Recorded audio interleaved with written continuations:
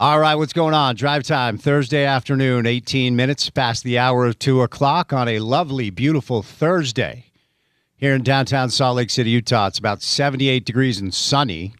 Beautiful day today. Nice weather for the weekend ahead for the 4th of July celebration. And as it is every single day, it is good to have you with us. Spence Checketts behind the mic, Porter Larson behind the glass. World Cup action, round of 32. Minute 56, Spain 1, Austria 0. The Spaniards have had the best of it and probably could have put 3 or 4 on Austria so far. But one goal is where we're at right now. We'll keep you up to date on this match. Historic night last night in Santa Clara. The U.S. men's national team survived despite a very controversial red card to their preferred 9, Flo Balogun, who will now miss Monday's match in Seattle against Belgium as a result of that really tough decision that did not go his way. But the U.S. men's national team, behind Flo's first half goal and a wonder strike from Tillman, the German-born son of an American serviceman in the second half, led the U.S. men's national team to a 2-0 victory over Bosnia. And for the first time since 2002, the U.S. men's national team have won a match in the knockout round. And so on to Belgium coming up on Monday in Seattle. We'll kind of get you ready for that game and talk about what we saw last night. The NBA offseason continues to be absolutely wild. We'll talk some NBA today as Walker Kessler is a member of the Los Angeles Lakers. And in return, the Jazz receive a nice haul of draft picks. A lot of people bummed out because Walker's a really good player. I was able to make contact with a few members of the Jazz brass and talked through it with them about kind of their mentality as to why they decided to do what they did. Because remember, this was the Jazz decision. This was not Walker's decision. This was a decision that was made by the Utah Jazz to not match the offer sheet and get some good value in return. And so now the Jazz have once again a bevy of draft capital and assets to utilize to fill out their roster. So we'll talk some NBA on the show today. The Utah Mammoth making some trades. So we'll do some pro hockey today on the program. Do a little golf. On the show today. Played in the media tournament prior to the State Am, which gets going coming up this weekend up at Soldier Hollow. The John Deere Classic is in process. And how about our local guy, Zach Blair? 8 under par. He's tied with Lucas Glover for the lead. So we'll do a little PGA Tour, a little golf on the show today. Busy Thursday show. Good to have you with us. Good guest list today. Sarah Todd, Deseret News, wrote a really good piece on the Walker Kessler trade. She'll be our first guest right out of the gates. We're going to bring in Dave McMenamin, who covers the Lakers for ESPN, does big picture NBA stuff. Of course, Dave will have some good perspective on how this went down, where Walker Kessler, thought to be the starting center for the Jazz, not just next year, but moving forward for quite some time, is now living in Southern California. Where will LeBron James be as far as the start of next season? And the latest on NBA free agency with Dave. Little golf with Paul Pugmire. Paul also played in the media tournament yesterday up at Soldier Hollow. And then, of course, it is a Thursday, which means Sports Court with our friends Garrett and Preston Handy from the law firm of Handy and Handy. Sarah Todd, Dave McMenamin, Paul Pugmire, a little Sports Court, me, Spence Checketts, all of you, the great listeners. And that guy, Porter Larson, member of Sam's Army. What up? That's the U.S. men's national team fan club. Are you officially a member of Sam's Army? I didn't know it was a thing, but now I'm in. I'm bought in. You don't want to be in. What's the membership cost? I don't know what it costs, but how's your Star Wars knowledge? I think I've seen one Star Wars movie, and I don't know which one it was. Yeah, those goobs won't let you in. Have you ever been to Comic-Con? No. Yeah, sorry. You have to like soccer and like Star Wars to go be a member of Sam's Army. Okay. Did you watch the U.S. men's national team last night? Of course. That was dialed in. That was pretty cool, man. Got to say, I thought they were in trouble. Give me a Porter Larson hot take on the Flo Balogun red card. Not a red card. Sorry. It's not a hot take. I know I'm not a soccer official or even an expert in any sense of the word, but that is more along the lines of like, in college football, we have this debate a lot with the targeting rule where there's intent, there is, some gray area there, and sometimes guys get ejected. I think a lot of times even that goes too far with the targeting rule. There's got to be some sort of way, and there's a review process that they went through and still called it a red card. But it was zero intent. It was kind of an accidental backwards tackle. And again, sometimes it looks bad because a cleat goes right into the back of someone's leg. But I think that soccer would be they would benefit from allowing a little bit of subjectivity there. And it's just it's a bummer because the other part is missing an entire game, an entire match. Sorry. That just goes way beyond the punishment for what should be probably a free kick from that spot. Yeah, no, I agree with you. There have been a few dissenting voices of that opinion, but I would disagree with them, and I would agree with what Porter kind of just laid out. But we'll get into it. On the show today, we move to the 62nd minute, and Spain leads Austria 1-0 in the round of 32 in the World Cup. All right. Sarah Todd, our first guest today, right out of the gates, our friend from the Deseret News. But before Sarah joins us, courtesy of our friends at DraftKings, it's time now for your opening tip. Now, DraftKings is live in all 50 states. Yes, that means you, Utah. Win or go home, that's it. That's the World Cup knockout round. And DraftKings has you covered for every single match. The DraftKings app is now live in Utah, so whether you're catching the early kickoff before work or the late match at the bar, you're in on every minute, every match, every moment, all in one app. Right here in Utah, the world's biggest stage is in the palm of your hand. New DraftKings customers sign up with promo code ESPN700. Spend $5 to get $200 in total rewards over 21 days. That's code ESPN700. In partnership with DraftKings, the crown is yours. Event trading offered by DraftKings Predictions, a CFTC registered introducing broker. Trading involves risk of loss. Market availability varies. Eligibility restrictions apply. $50 every 7 days via click to claim. Issued in non-withdrawable prediction dollars that expire in 1 year. That ends on July the 19th. Terms can be found at dkng.co/predictions promo. All right. History made last night in Santa Clara. U.S. men's national team able to survive and advance over a very physical and motivated Bosnian side. First half was very, very physical. A lot of jersey tugging. Flo Balogun had one goal called off or called off as a result of offsides. Then if you look at the replay, when he hit the post on the second goal, the Bosnian defender had his entire jersey in his hand. That should have been a yellow card and a penalty. Tyler Adams had his head kicked in 3 or 4 times. Yellow card was not pulled. No yellow cards were pulled, but a red card was pulled on Flo Balogun in the second half. And that has been hotly debated.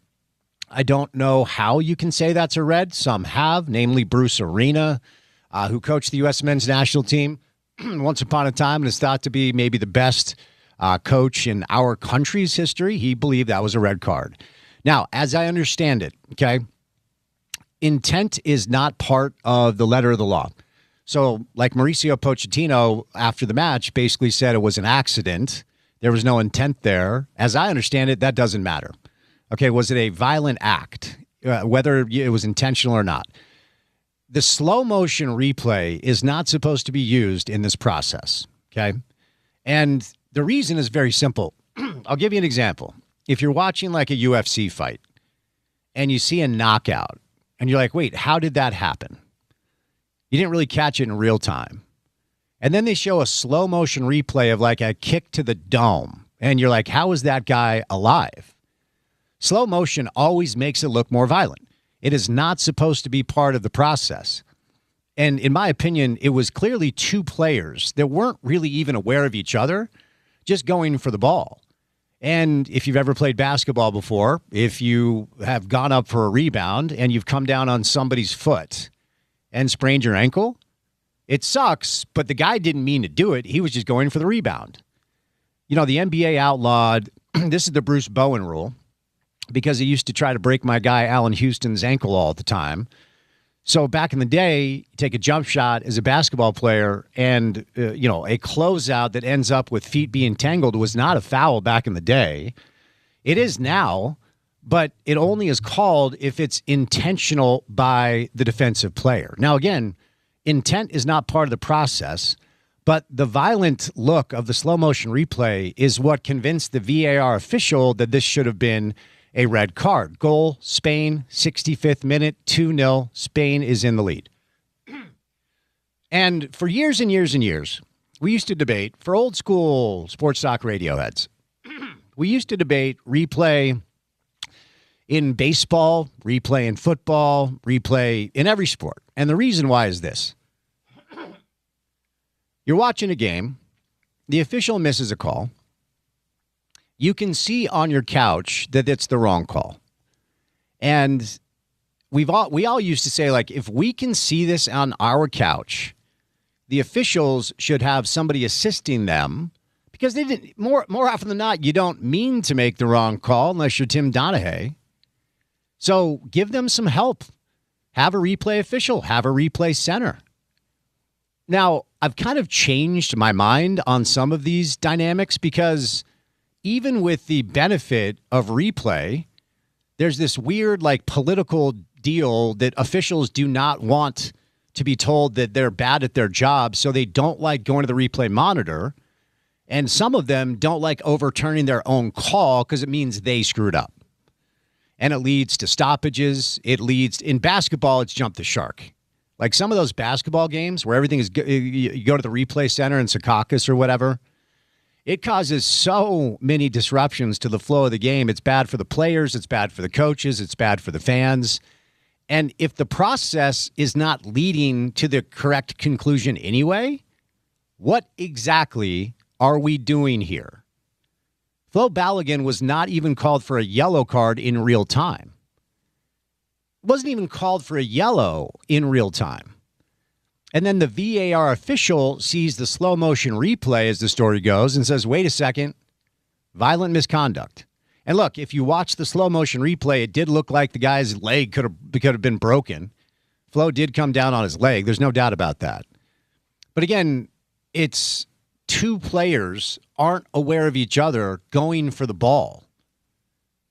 If it was something beyond that, and there are a bunch of like replays of Lionel Messi doing the very same thing, and he wasn't even called for a yellow. But here's the real problem. And I've always had this problem with soccer.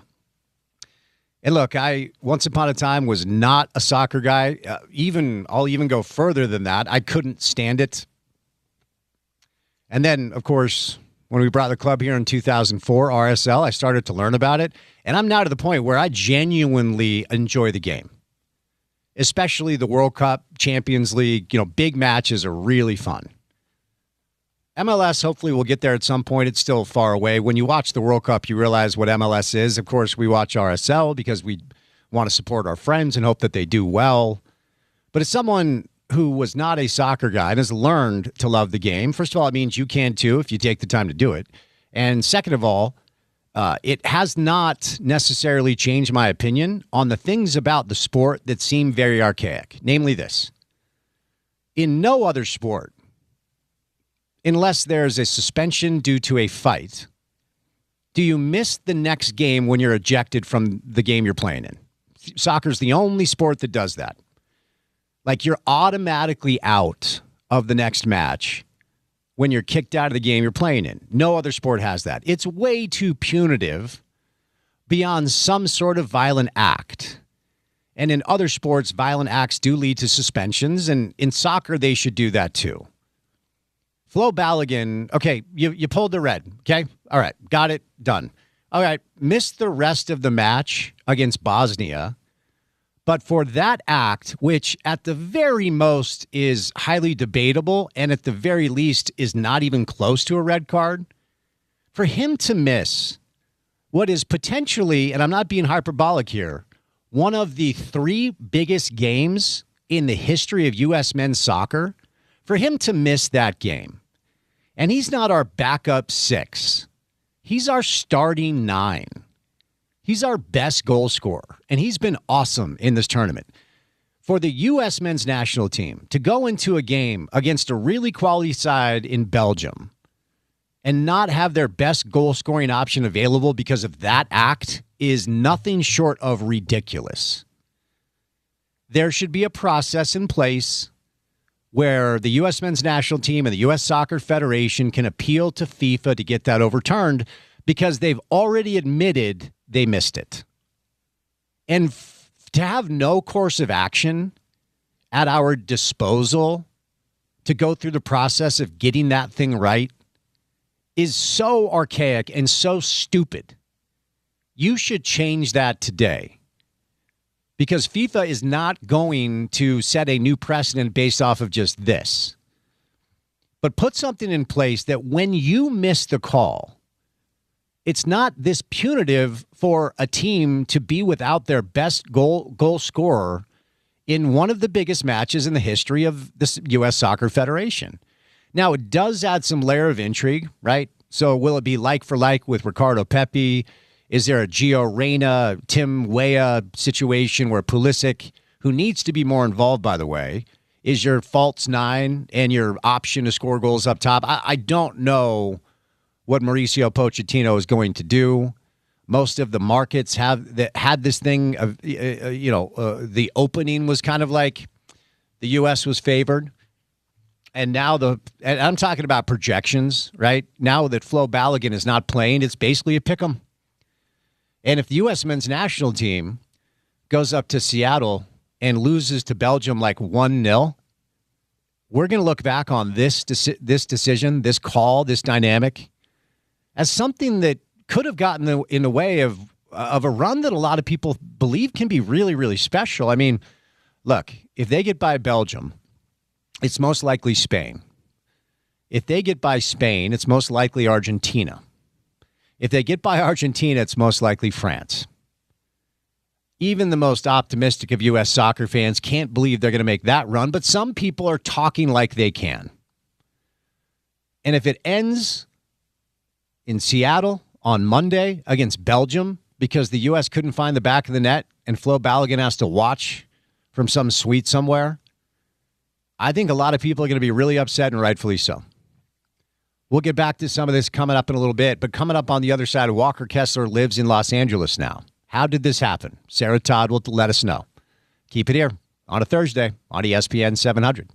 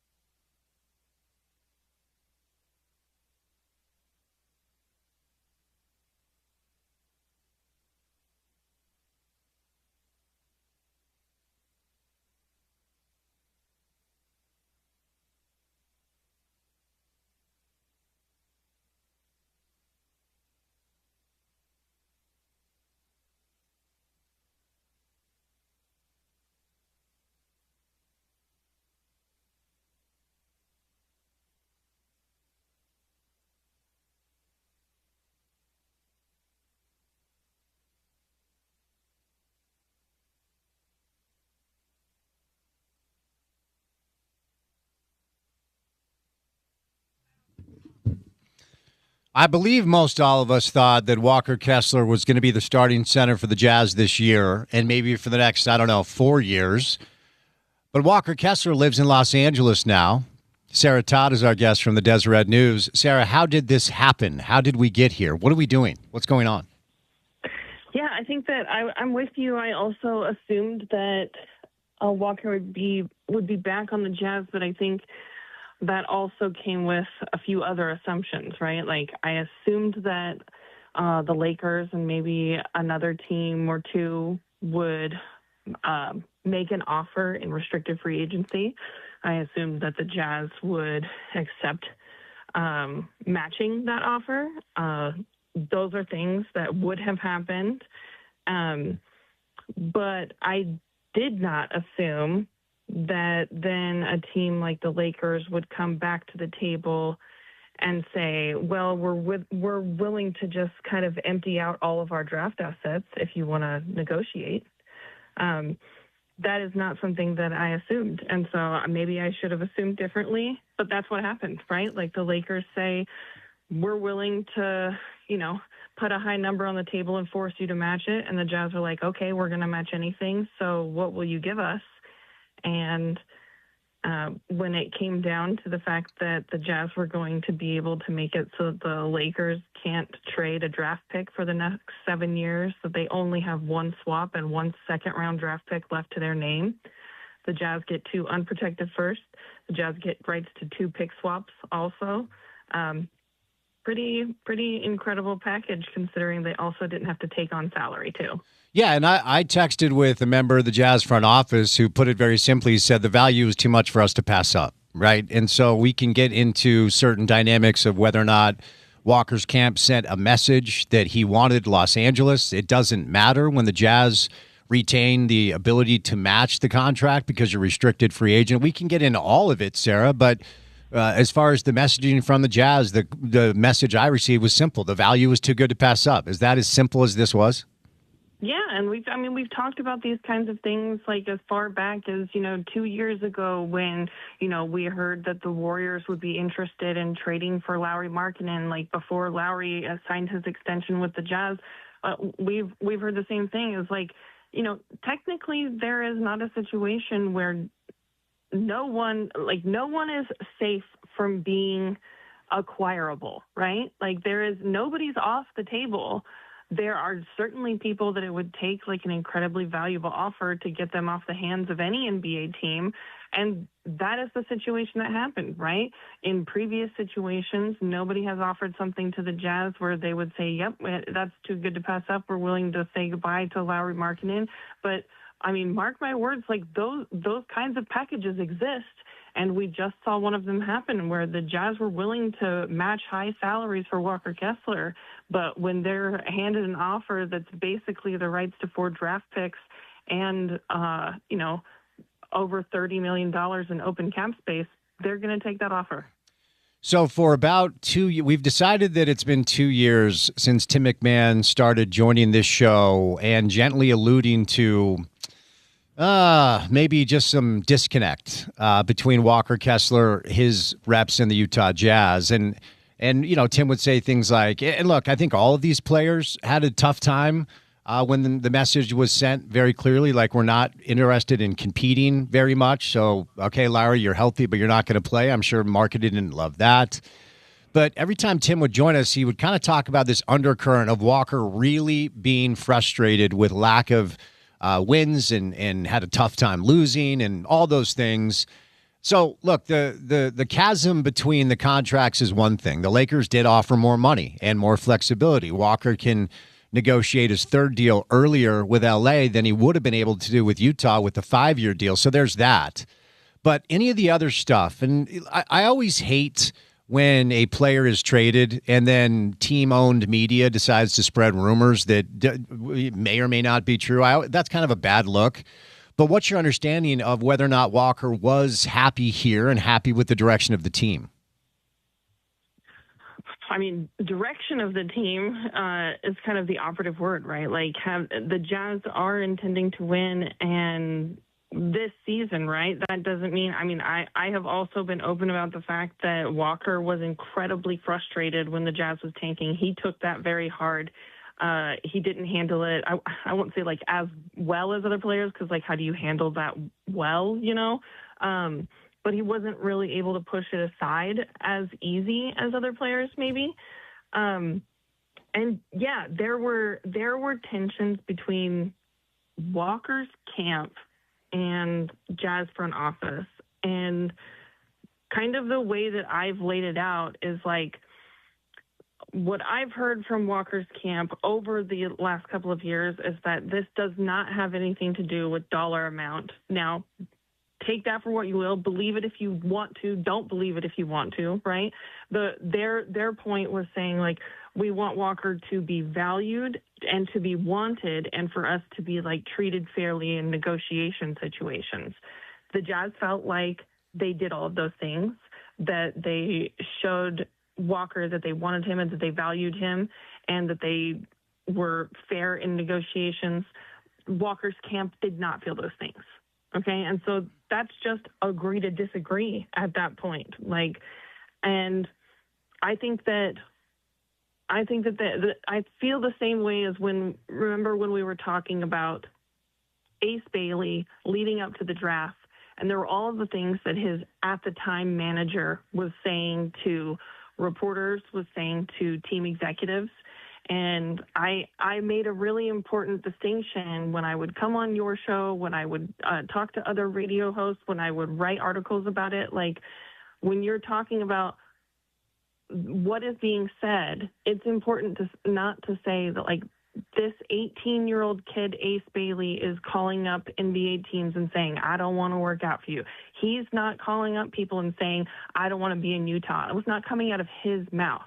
And so you have to remember the things that are being said and the feelings of NBA players' representation versus the actual NBA player. And so I think that that's also a really important distinction here, that, like, Walker's camp was frustrated with the Jazz front office, which I think in turn made Walker frustrated with the Jazz front office.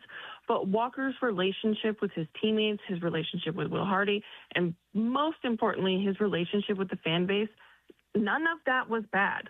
Walker liked being in Utah. He liked this team. He liked this place, all of that. I think that this was just a divide between representation and team executives. And in the end, I think that kind of everyone lands in a place where maybe it doesn't all feel great, but I think most everyone involved is pretty happy right now. I'm sorry, did you say when you talk to other radio hosts? Did I hear you say that, Sarah?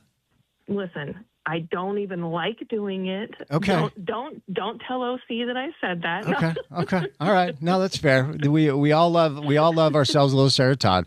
All right. So before we get to kind of how this all played out, do you think the Jazz had an idea, maybe a number of months ago, or maybe even a little bit longer, that something like this was on the table as a possibility? Or do you think they were just kind of taken back as well, how all this went down? And then once they got that offer, again, it was just like a value play they couldn't say no to? Or do you think this was gently alluded to behind closed doors for a while as a possibility?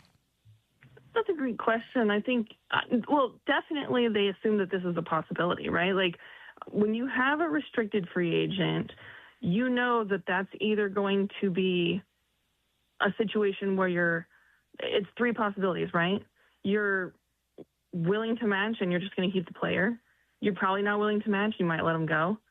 Or if you match and you don't know that you want to keep the player, or you think it's kind of an overpay and overvalue of their contract, then you just turn into, this is a trade situation. It's not a free agent situation. Now we are trading this player. And so, yeah, that's always a possibility. Of course they considered that. I don't know that they thought they were going to get that big of a package and that kind of value without having to take on any bad contracts. I don't know if they knew that it was going to be this clean at the end of it. So they did sign Yusuf Nurkic to a two-year, $22 million deal the day before the Walker stuff went down, or maybe a couple of days before. And we should say that Nurk played really well here. When you look at his numbers, he's not the rim protector Walker is. He's a better playmaker, and he's a guy that I think the organization really liked. He almost, in a way, Sarah, kind of like resurrected his career here, and he'll be here for a couple of years. And then they signed Jackson Hayes to a 2-year contract, and kid's a freak athlete. He's never been like a super skilled basketball player, but and then there's the other dynamic that some have alluded to, like maybe we'll see something with a, Jaren Jackson Jr. at the 5 occasionally thing, as people that know the league know. He's not a center. He has said himself he doesn't like to play center, and he's a very good rim protector for the position he plays, but not an elite rebounder. So as far as the dynamics around the position we thought Walker was going to play, what do you think it looks like this year? Yeah, I think Nurk brings a lot to the table, and you're right. Like, he did kind of resurrect his career, like not only from like a physical on-court production standpoint and what we saw from him while he was on the court with the Jazz, but also like, I mean, it seems like he was completely just like disillusioned and disgruntled with the NBA at points, and just like not interested in having to deal with coaches or executives. And I think that what I've learned about Nurkic to this point is that there are a lot of kind of older school NBA coaches who kind of approach the job as like, they treat everyone the same, and that's an easy way to get through the situation. And that way nobody feels like they're being singled out or like they're special compared to others. But I think that a more realistic way of approaching the job is knowing that like everybody needs to be treated a little bit differently. Not everybody has the same needs when it comes to being a professional athlete. And Will does a really good job of that. And he was able to kind of level with Yusuf Nurkic and kind of not just like give him the attention that he needs, but like just treated him really normally, he wanted his input on the way that things were happening, and that Will showed that he appreciated the input. And Yusuf really, really, really likes Will Hardy, and he really likes being here. And I think that, we all know happy people play better, right? Like, Yusuf Nurkic is going to try harder, play harder, and, be more willing to adapt when he's in a good situation and when he feels valued than when he's in a situation where he doesn't. I think that's what we saw last year with him. As far as the situation with how the 5 is going to work, like, yeah, not having a rim protector does kind of shrink the Jazz's center depth a little bit. And I don't exactly know what the plan is. I mean, Jackson Hayes is not a player that, the Jazz are going to want to play heavy minutes because, frankly, he's just not good enough. But I think that you can find some sort of staggering rotation between those players, between the fact that you've got Jaren Jackson Jr. and Lauri Markkanen. And I think that Will Hardy's offense probably has like so much movement and so much motion kind of already built in that maybe it seems a little bit more position-less, and so you can sell it that way to guys who are just not centers. But also, like, Nurk is not a slouch. And so maybe there's more moves to come. And I think that the Jazz are eventually going to have to address the fact that they don't really have rim protection on the roster right now. But getting the Nurk deal done early was important because then you've got insurance no matter what happens with the Walker situation. Jackson Hayes was arrested in 2021 in Los Angeles. Police were investigating a call that involved a domestic dispute between Jackson Hayes and his girlfriend.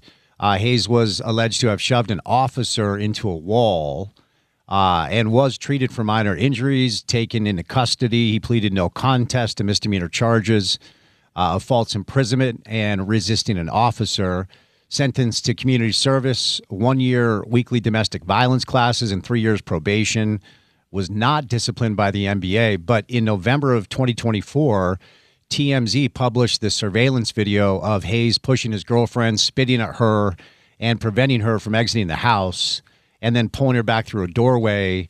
On the video, his girlfriend can be heard saying, "I'm not going to let you hit me anymore. What the bleep do I look like, a punching bag?" After the video was released, the NBA reopened the investigation into Hayes' conduct, but again, he was not punished. Can you provide any context on this situation? Not a great look, obviously. Not a great look, Spence. I think when I look at the situation and I read the NBA's policy prohibiting domestic violence, number one, I think the important thing is to say that the NBA's policy defines domestic violence, and I'm just going to read directly from it for you. It defines domestic violence as, but not limited to, any actual or attempted violent act that is committed by one party in an intimate or family relationship against another party, and that includes physical assault, battery, sexual assault, stalking, harassment. Other forms of physical or psychological abuse also includes behavior that intimidates, manipulates, humiliates, isolates, frightens, terrorizes, coerces, threatens, injures, or places another person in fear of bodily harm. And it goes on to include even more. But I think that the piece that when I'm thinking about Jackson Hayes and I look at that policy, listen, whatever he was convicted of, whatever he was not convicted of, it went down to misdemeanor charges. It includes, I think the eventual charge, like you said, was false imprisonment. The video is there for everyone to see. And in that policy, what I just read is that domestic violence includes any behavior that could frighten someone. And in that video, Hayes' former girlfriend, you can hear her say, quote, "I don't feel safe." And in my mind, that's enough for him to have violated the NBA's policy prohibiting domestic violence. It is enough for a punishment that has never happened. And at this point, I am frankly never surprised when the NBA doesn't hand out a punishment that I think is hefty enough. Yeah. Well said. I mean, look, everyone deserves space to recover from mistakes. Obviously, it just seems like this isn't just an NBA problem. I mean, of course, the NFL is well known for, basically apologizing and hiding from domestic violence issues. It just has to be part of the conversation. I haven't heard many people discuss it after the signing. Yeah, and I mean, I happen to believe, again, I cannot iterate enough that this is my opinion, but any sort of violence towards anyone, in my mind, is not a mistake. That, listen, I believe in second chances, but I don't think that a second chance requires fans to cheer for you in a uniform. Yeah, I think that's fair. And I guess it's up to each individual fan about how they feel concerning the Jazz signing somebody who has this as part of their past. It just doesn't seem like it's in lockstep with the decisions that are typically made by this organization. Is that fair? Absolutely. Okay, moving on to what you alluded to as far as what could come next, the mechanisms at their disposal to add to the group, positions of need you think they'll address. Give me your thoughts on that. Yeah, I think obviously the Jazz have to decide and whether or not this center rotation that they have right now is that good enough to go into the 2026-27 season. I think that, any of us could step back and say, yeah, this isn't going to do it if you want to make some sort of a deep run or if you want to be a championship contender. So I'm sure that moves will be made eventually, whether or not it's right away or whether or not it's addressed before the season starts. That remains to be seen. But I think it's clear that they need higher talent and more depth at center. And also the depth and the rotation kind of on the role players on the bench. I think that, anybody on the Jazz would tell you that they would love to kind of have more defensive-minded and better shooting on the wing. And so those are kind of the things that they're going to be looking at moving forward. They still have a portion of the mid-level exception. They still have room to work with. I think that's the important part to think about when you look at kind of the Walker situation, is that it wasn't just the assets, which were already an incredible haul considering the fact that, Walker Kessler is not a proven player. He has not played in the playoffs. He has not played on a winning team, and part of that is the Jazz's fault, right? But he also, there's nothing to his name that said that he's proven anything in the NBA, and they were still able to get this kind of a haul back. And I can't reiterate enough, without taking on bad contracts, and instead they got money. They have a trade exception from that's worth up to, I think, roughly $15.2 million. And so those are other machinations that they can use when they're trying to fill out the roster. But yeah, it's going to be, center depth and defense on the wing. I don't believe that even with Walker Kessler, the Jazz were a top 4 or 5 team in the West. I guess I make space for that being a possibility. But without him on the roster, and again, it's early July. There's a lot left to do prior to the start of the season. Have you recalibrated your expectation for this season for the Jazz? A little bit. I mean, at the same time, though, it's really hard to calibrate what the Jazz had on their roster before any of the moves were made, right? Because we're kind of working based on half information and scattered and skewed data from the last 4 years, right? Because the Jazz could have just gone into the season this year, not made any moves, played the roster they had, but actually played them. Do you know what I mean? Yep. And they already would have been a better team. And so we don't even know what the Jazz look like when all of the players are played to their fullest extent and the way that Will Hardy really wants to play them. And so I think that it is going to be a huge year of learning where we just see what do all these pieces actually look like together when the Jazz want this team to win.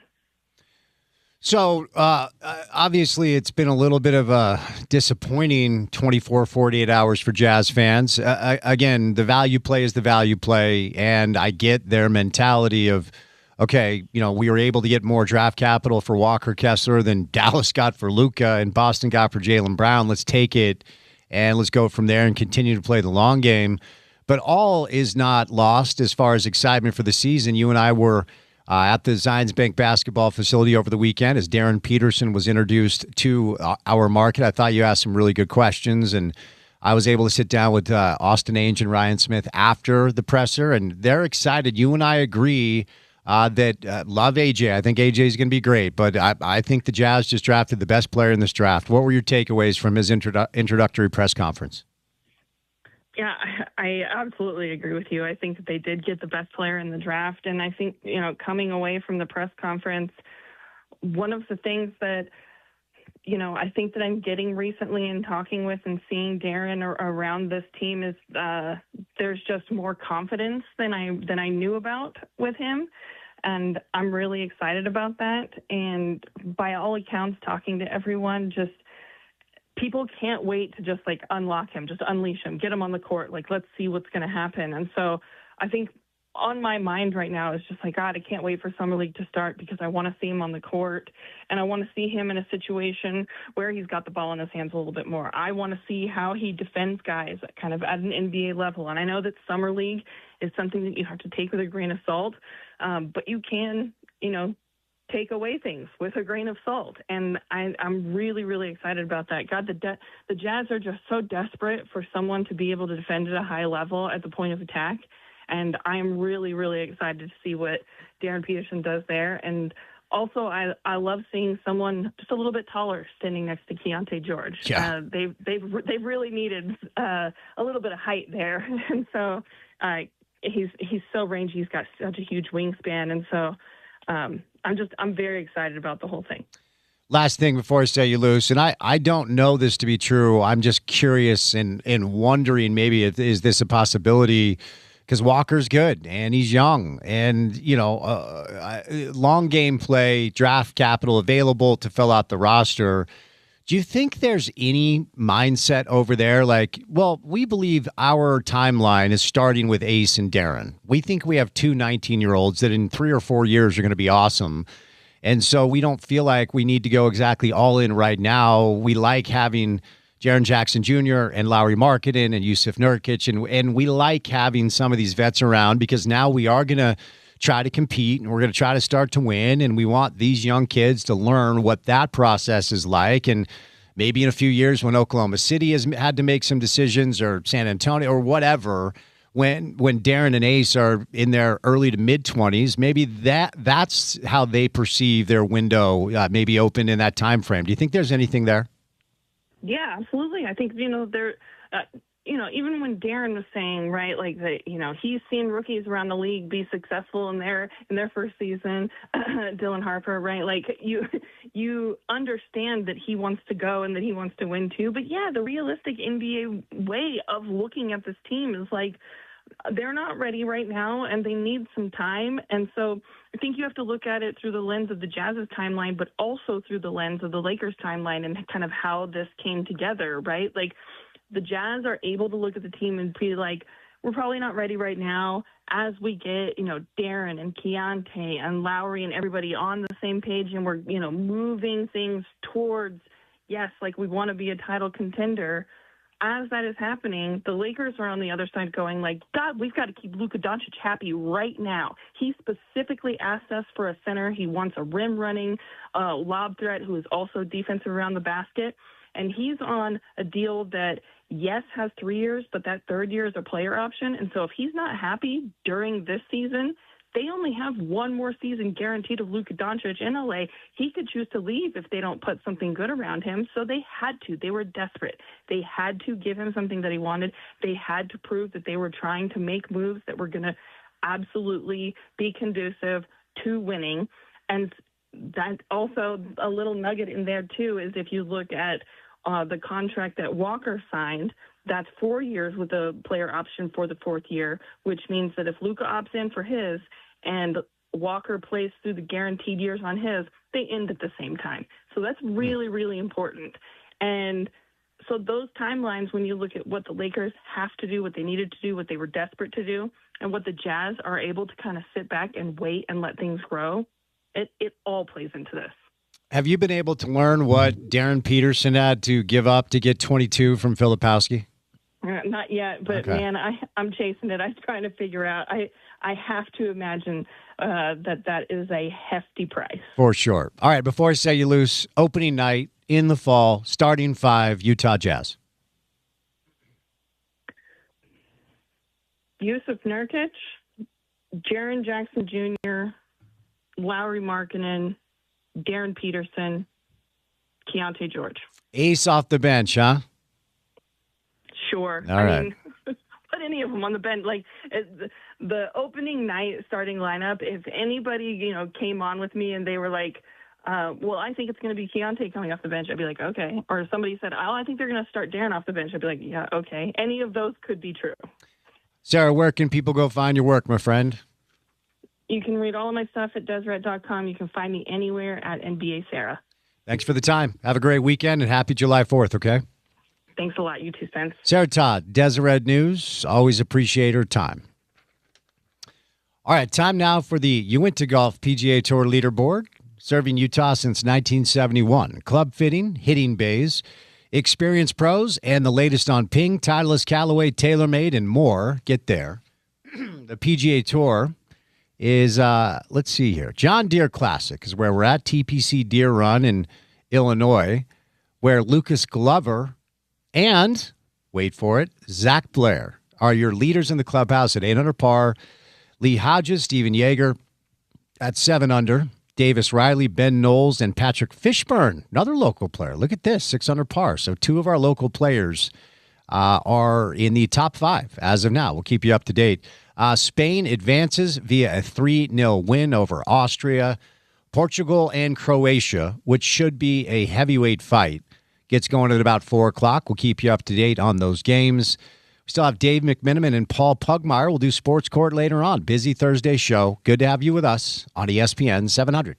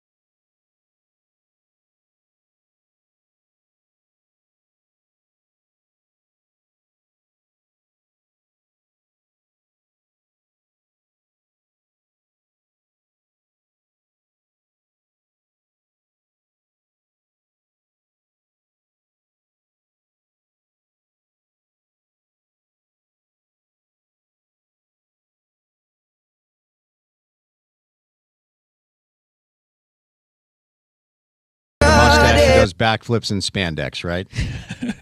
Yeah. All right. Benson Boone, somber. I do like me some somber. Let's get a little somber going, maybe. Benson Boone. Sounds like a Dave Fox hit. No? Somber? Is it? No, I think he's like a 20-year-old kid who writes really good songs. Okay. I only know a couple songs. I'm not familiar. But I didn't know who Benson Boone was. I think I was watching the Grammys, and suddenly in the middle of the thing, he stood up from his table. Yeah, that's the guy. Spandex, mustache, and my man's jumping off pianos doing backflips. Looks like an athlete. I think the kids like him. Very much like along the Utah County neon trees. Oh, for sure.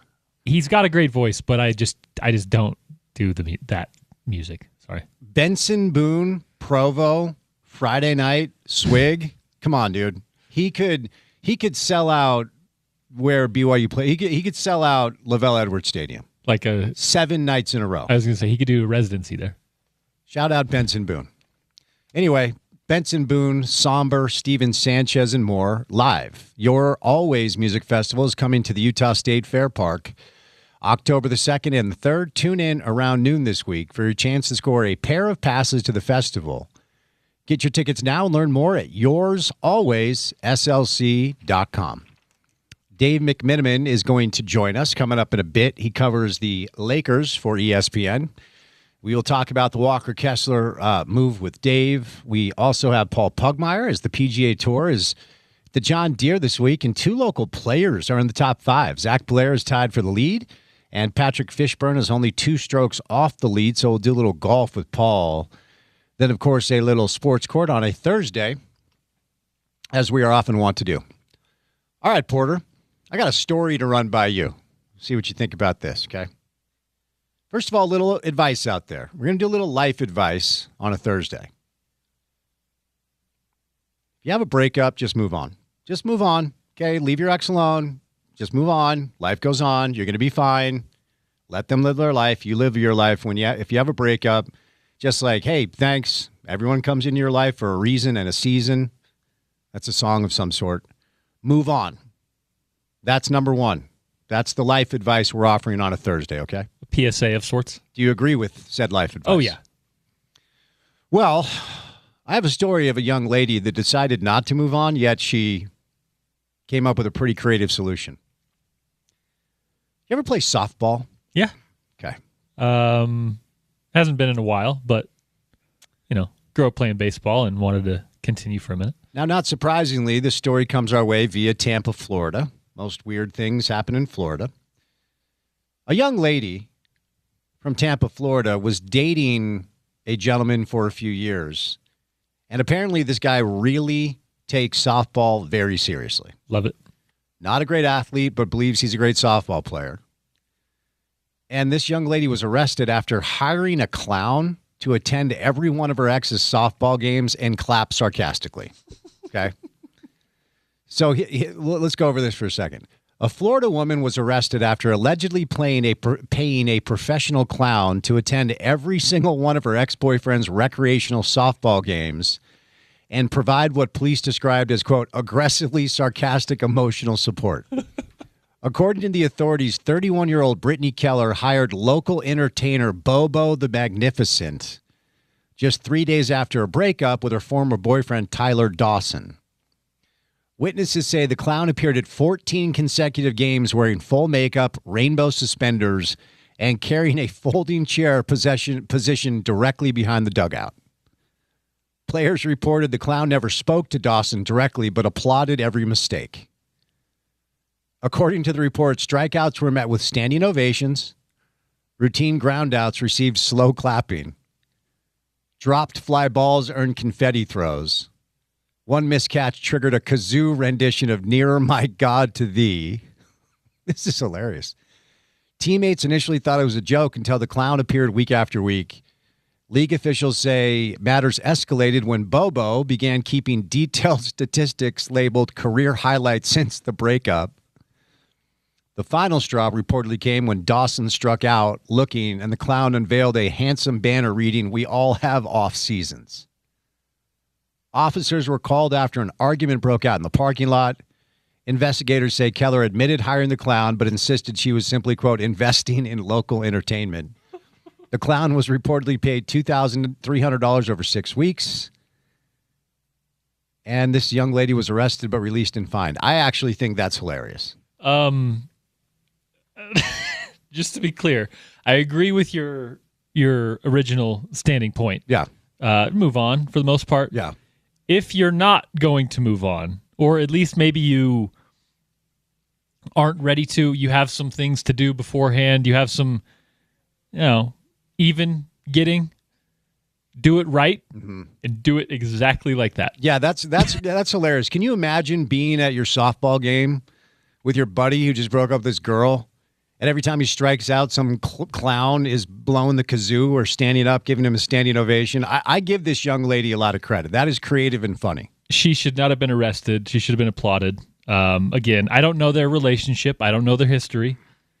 But yeah, if you're going to be petty, do it right. Yeah. And I mean, no one was hurt. The worst thing that came of this was an overreaction. So that's awesome. I think my favorite part might be after he dropped a fly ball, the clown playing Nearer My God to Thee on his kazoo. Just amazing. That is so good. I will say, shout out to the clown for, he's being paid, I'm sure, but doing the thing. Yeah. He did it right. Bobo the Magnificent, just aggressively slow clapping and sarcastically celebrating this guy who thought he was a great softball player. So a little random side fun story on a Thursday afternoon.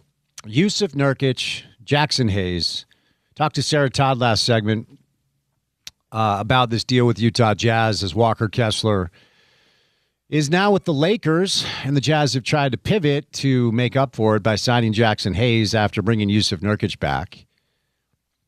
Porter, let me throw it to you. Starting five, opening night, Utah Jazz. Who do you think starts opening night? I think Sarah was probably right. It's going to be Nurkic, Markkanen. Actually, she said Ace Bailey off the bench, huh? She did. I don't know about that. I think we get Nurkic, Markkanen, probably Jaren Jackson Jr. at the 4, Markkanen at the 3. And then I really like the idea and the length of having an Ace Bailey and Darren Peterson 1-2 and having Keontae be your microwave off the bench, right? That's kind of how I see this team identity as of this very moment. But I'm not necessarily confident that that's the starting five come opening night. So I will agree with you. I believe it should be Keontae coming off the bench. It has struck me, and Darren himself on multiple occasions has used Keontae out loud as a player who he's excited to play with. And Will has used Keontae's name, Austin, Ryan. They all have talked about the backcourt of Keontae George and Darren Peterson. Here's where I think you run into the main issue.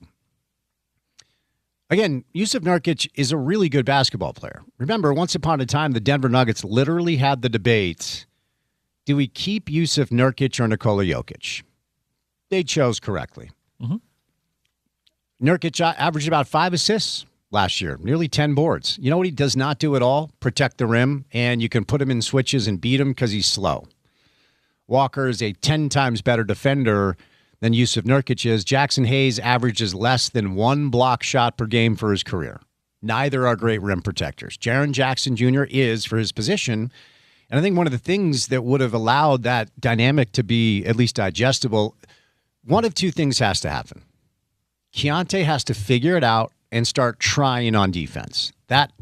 If that happens, then ultimately I think you can deal with it. If that doesn't happen, and we have zero proof that it will because it hasn't happened yet, you have to find somebody that can protect the rim. I think Walker was such an integral part of this plan because of that dynamic that whether you parlay a couple of picks or something, if you're going to bat with Yusuf Nurkic and Jackson Hayes as your fives, unless you have something else planned, Keontae better learn to guard, and he better learn to guard quickly.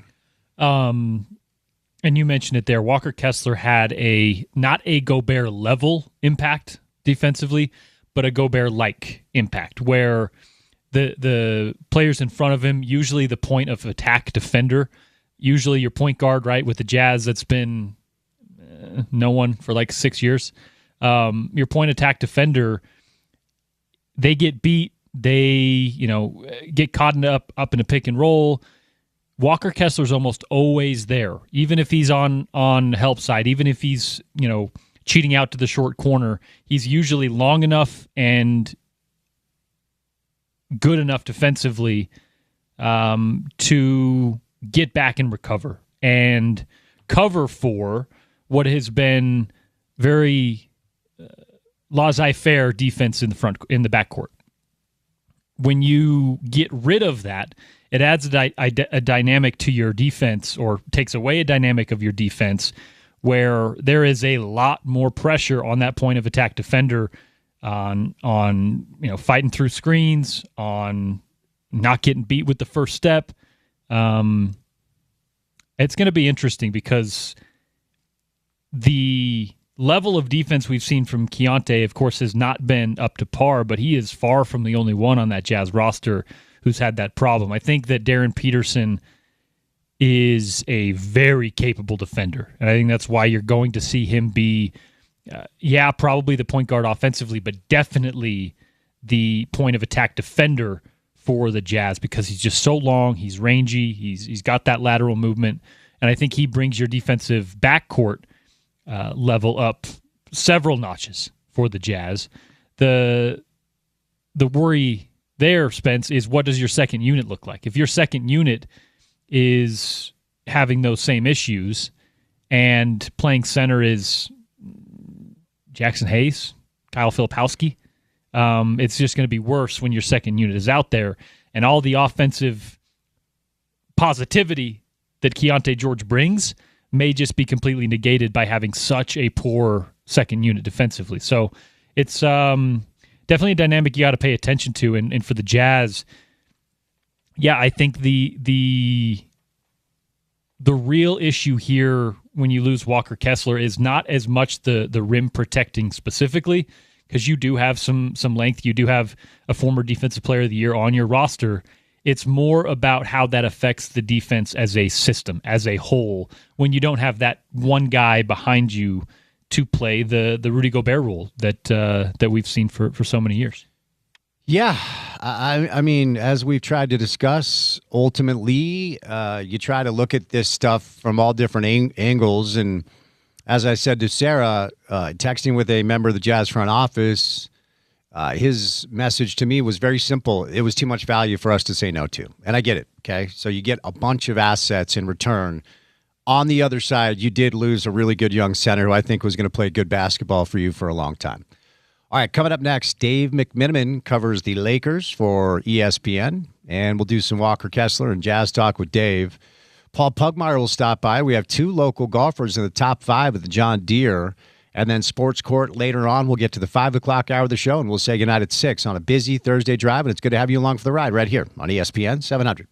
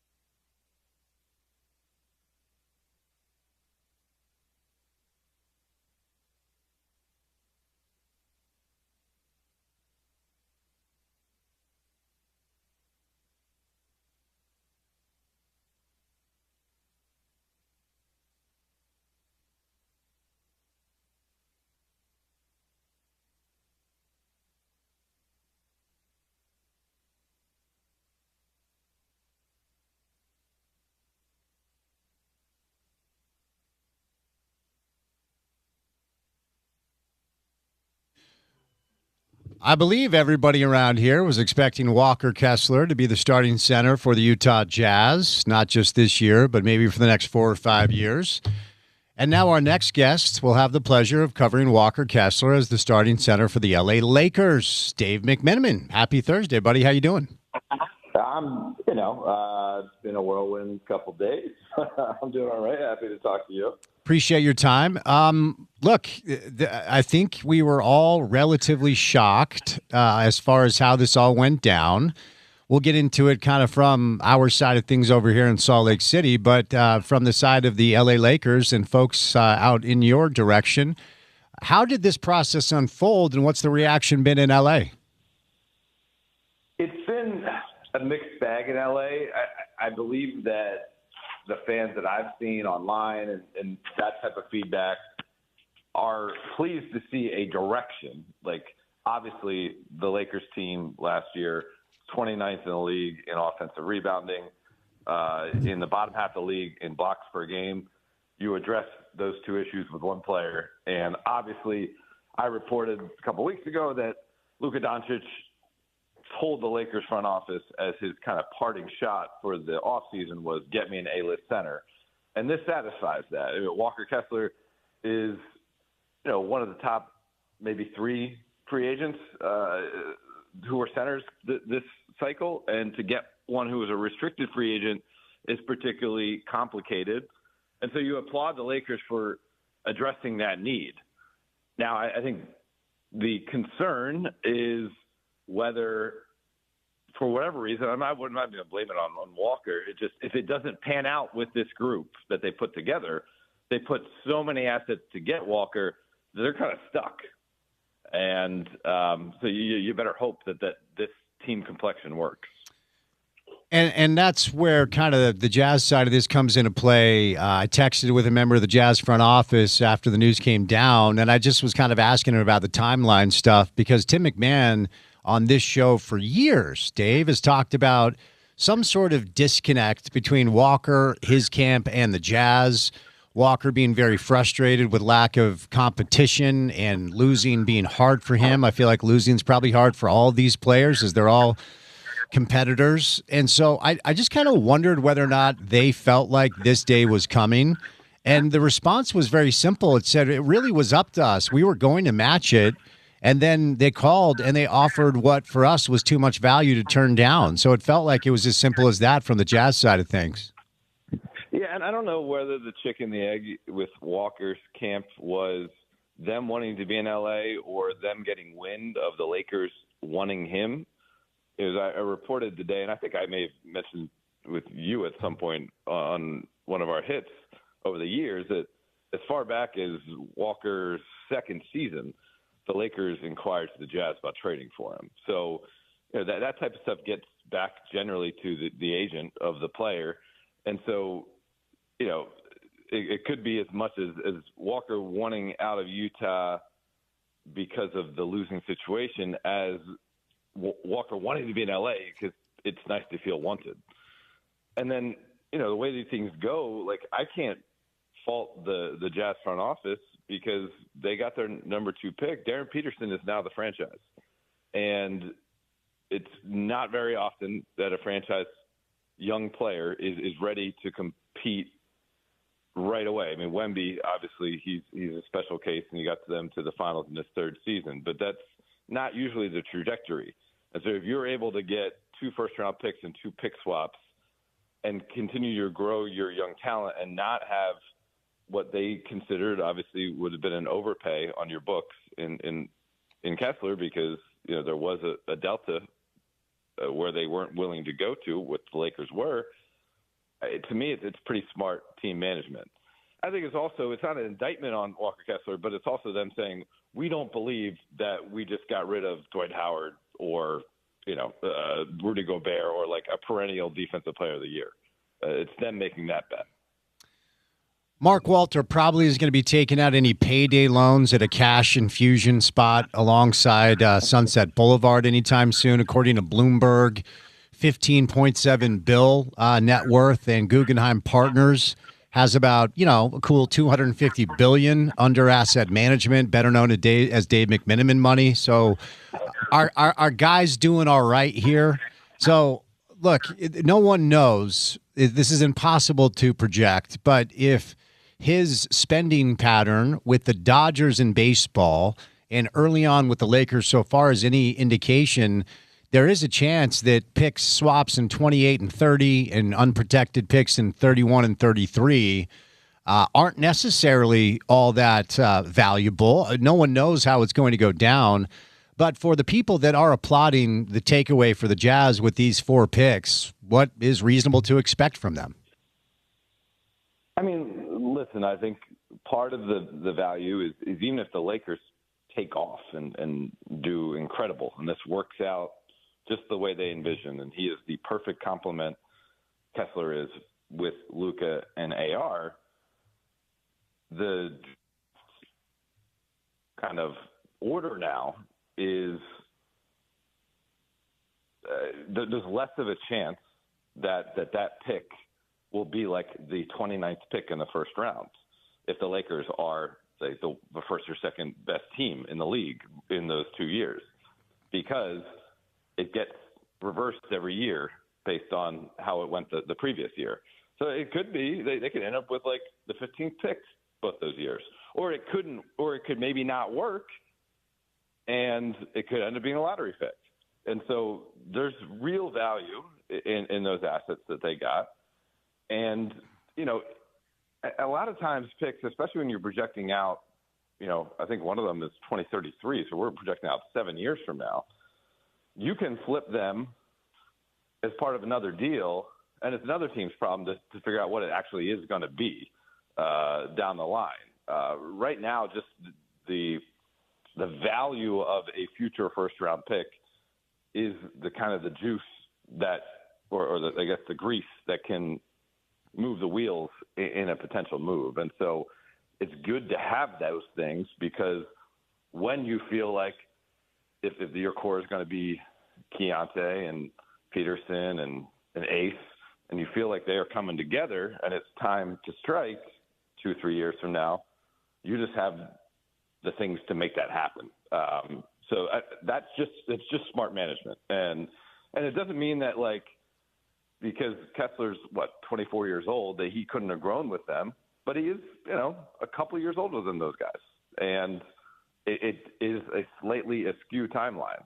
And this allows you to kind of manage the timeline better.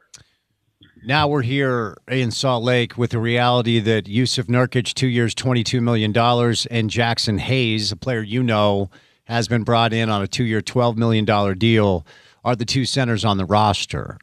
So there's that as far as what Will Hardy decides to do with those two. And then there's, you know, can you get creative with a player in Jaren Jackson Jr. who's never been a 5 because he's not an elite rebounder. He himself has said he doesn't like to play that position. And a long, young wing and Ace Bailey, and of course Lauri Markkanen. And you know, I just wonder what your thoughts are on what we might see with the Jazz front court and what Will Hardy does with those minutes that were supposed to be taken by Walker Kessler. Well, I think I'll start with Hayes. I think Jazz fans will like him. He's an exciting player. Sometimes a head scratcher, and you're like, okay, you got to catch that ball, or you know, you're still worried about a call they didn't get and you didn't run back on defense. And those are the types of things that happen with a lot of young players. But he plays hard. He's a tremendous athlete. His teammates like him.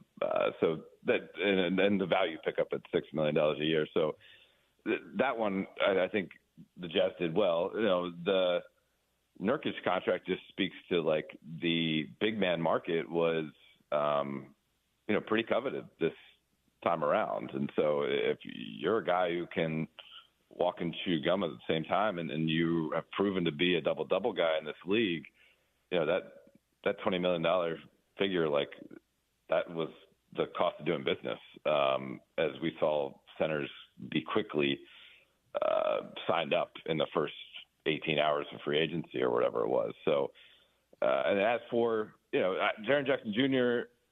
and Markkanen, like, that's what we'll see. I mean, those theoretically would be two players that they would move on from at some point to get younger. If it doesn't appear that those other, the three kind of young core guys I mentioned before are right out the gates ready to be competing for, a top 6 seed in the West. I'm not reporting anything. I'm not saying that I've got an inclination that they plan to flip JJJ right away. I'm just saying, again, talking timeline and knowing that these things don't happen overnight, both those guys could be there to kind of establish best practices and start getting this team out of the rebuild phase and towards winning as being their primary goal day to day. But they might not be through the entire process of what this team looks like the way they see it 5 years from now, trying to contend. Part of me wonders, because you referenced timeline, I've asked a few of our guests this question. I'll kick the tires with you. I know they love Ace, and I think Darren is going to be a home run, and they're both 19, right? And so I wonder if they're looking at the landscape, and they're looking at the kind of the Western Conference with Oklahoma City and San Antonio specifically being very good and very young, but OKC maybe having to make some financial decisions at some point, even though Presti has a tremendous amount of, first of all, acumen, and second of all, assets, and San Antonio kind of the same. But do you think there's anything to maybe the Jazz looking at, okay, we feel like we have 2 building blocks and they are 19, so we're going to continue to long game this thing, and we're okay with letting our 24-year-old center go in the name of continuing to add to the assets that we have to maybe build around those 2 specifically? Do you think there's anything there? I think you're articulating it perfectly. Like, that seems to be the direction that they're going in. And I actually don't have a problem with it so long as you don't start the engine, and then decide to backslide again. Because, I trust the people you're talking to suggesting that Walker Kessler had a problem with all the losing. You're very fortunate to have a really good, bright, young head coach who's dealt with a lot of losing, but it doesn't seem to have hurt his spirit or hurt his ability to connect with that locker room and Will Hardy. But if you continue and you say, you know what, there's actually a guy in this year's draft that we really like, and it wouldn't be so bad to continue this rebuild another year to get another first-round draft pick, that's where it becomes fraught. And so I think there's nothing wrong with having a long kind of extended build-out process especially when you think your 2 best players are teenagers, literally. But I think where you get in trouble is where you kind of start with hope. I think you get in trouble with your fan base too. I mean, it'd be frustrating for me to be a Jazz fan and be like, okay, finally, this was all worth it because I got Darren Peterson. And, we find out 40 games into the year, guys are getting mysterious surgeries and whatnot, and you're going back for the lottery. Where does this leave the Lakers with Colin Sexton, another former Jazz man, Quentin Grimes, and Sandro Mamukelashvili, I believe is how you say it, the Seton Hall kid, of course. And we'll get to LeBron in a moment, but bringing back Austin Reeves, obviously you have Luka, you add Walker. Generally speaking, where are the Lakers in the Western Conference ecosystem now? I'm not so sure they got better. I have a hard time saying that they got better, especially seeing how effective not only LeBron was, obviously, but Marcus Smart. Marcus Smart was their top plus-minus player last year. Every player. Austin Reeves and Luka Doncic and LeBron James, Marcus Smart had the best plus-minus. And when those guys went down, he was very good in the playoffs. I mean, he was tremendous in the Houston series. And, obviously OKC is going to give every team trouble except San Antonio. But, he wasn't as effective there. But, there's some major pieces to make up for. Now, I like their thinking on Walker? Of course I do. Do I think Quentin Grimes and the fact that he has pre-existing relationship with JJ Redick, someone who's basically he sought out JJ's counsel and worked out over the summers in the Hamptons with him back when JJ was a podcaster and a broadcaster for ESPN. Yeah, that's awesome. And I think Mamu is like a value play, probably for him at $10 million a year for what he showed last year in Toronto. I can get behind that. But you guys know what Colin Sexton is like. I mean, he can get you some buckets off the bench, and any team needs that. But it's not all of a sudden like his skill set will fit as well as Luke Kennard's did when he led the league in 3-point percentage. So yeah, when there's nights when Austin or Luka aren't playing or one of them's in foul trouble and you can put the ball in his hands and kind of have him be the primary playmaker off the bench, like, yeah, that makes sense. But him alongside those two, I'm not so sure that's the best fit. So the Lakers are going to be banking on basically like, okay, Luka, this is your team. What we saw those first 14 games of the year before LeBron came back from sciatica last year when you were averaging like 38 points per game, we're going to need you to do that all season long. And if you do that, then we could be really good. But if you don't do that, like there's no way they're better than they were last year, in my opinion. And the West, in some ways, got better. You know, I'm just thinking out loud here. J.J. Redick, former ESPN broadcaster, white guy, great hair, wet jump shot. Now he's the Lakers head coach. Where's Dave McMenamin in 5 years?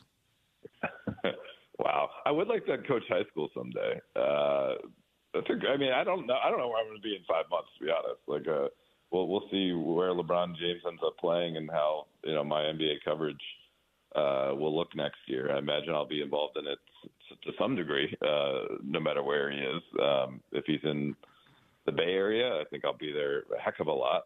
If he's on the East Coast team, less, but I think I'll probably be there a bunch for the startup of that season. So let's get through 5 months first, and then we can work on the 5-year plan. Better hair, you or J.J. Redick? I will concede to J.J. Okay. His fuller.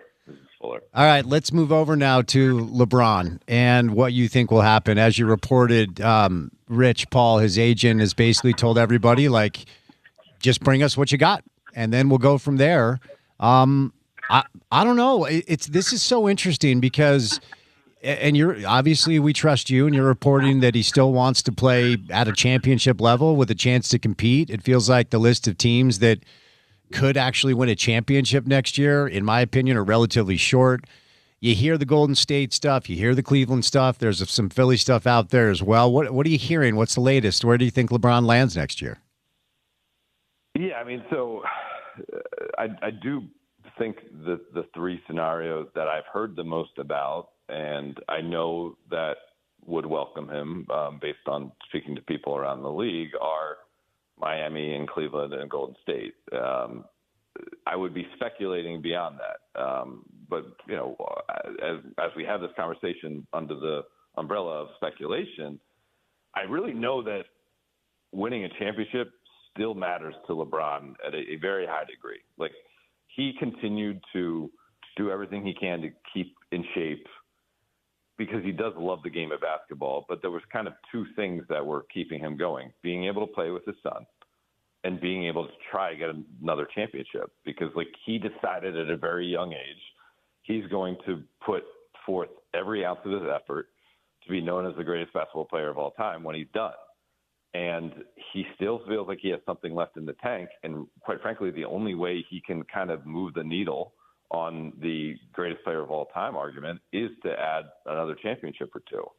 And so if we're just going to talk about that becomes the biggest priority, trying to win a championship, then, I mean, I think the three clear-cut best teams coming off of last season are the Knicks, the Spurs, and the OKC Thunder.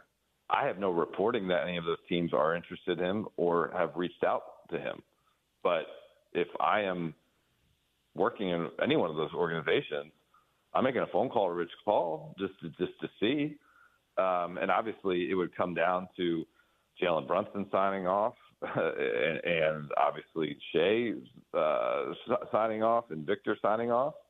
But if you could get LeBron James at the minimum, with his explicit goal being like, I don't care about role, I just care about trying to help us win a championship, that's a pretty intriguing scenario.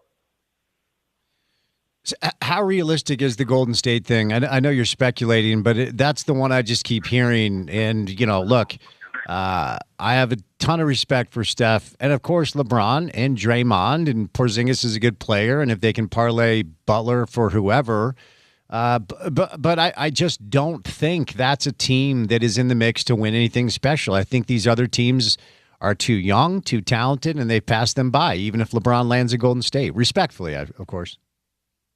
I understand what you're saying, and I generally agree. I think if you could get that team to the playoffs healthy, you could kind of throw seeding out the window. Obviously, they'd still need to make some more tweaks to the roster, and we know from Shams' reporting that LeBron's camp, I guess you could say, wants Anthony Davis to be there if LeBron was to go there. And I have admittedly a much higher opinion of AD than the general public, having been around him for the best basketball he's ever played in his life. And I can tell you, when he's right, physically and mentally, like, he's a top 5 two-way player in the league. Now, unfortunately, since the Luka trade, he hasn't been right physically and mentally, and that's been almost 2 years. And so I can understand the reticence from the Warriors' part to be willing to trade for him, because obviously trading for him will mean also signing him to an extension. However, I can tell you, like, if he, and I do know that he went into the summer 100% physically healthy, if they get the version of that Anthony Davis the 2 years prior to the Luka Doncic trade, when he was, had refound his form that he won the championship with the Lakers with, they're going to be a legitimate force in the West. It will just be, they're going to be an older team, and somehow they got to get through 82 games. Or is Brandon Przemski going to be ready to be the guy on certain nights when all those old guys don't have it? I feel like all aspiration had to do was plant some trees, and we wouldn't be here, but they didn't. And the founder's in jail for 14 years, and Kawhi Leonard is going back to Canada. Something about this doesn't feel right, Dave. Look, the NBA has not released their final conclusion. The Clippers are going all in on trying to kind of recalibrate, rebuild, and start over a little bit. But what do you make of this entire thing with the Clippers, Kawhi Leonard, and him being traded to the Raptors?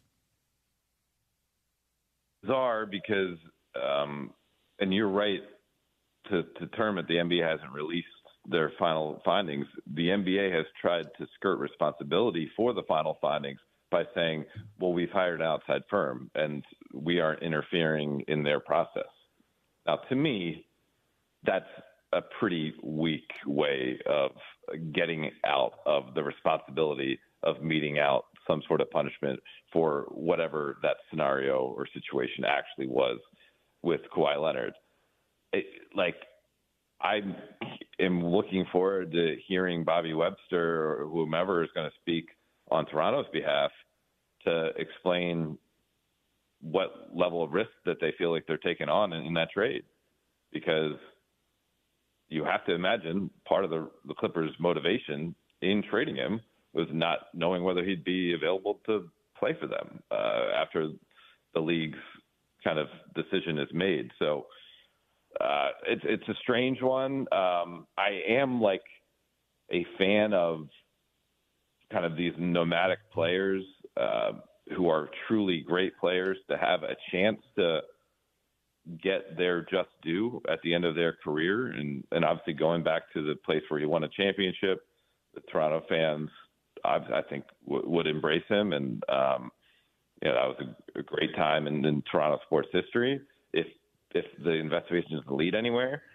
But it just feels like we're kind of all ignoring the elephant in the room. And I guess there's no other way to go about it until the league gives us a directive of what to actually talk about. And so it's disappointing on the league's part, because, I mean, this has been when did this first come out? Last October? Yeah. I mean, it's a long time.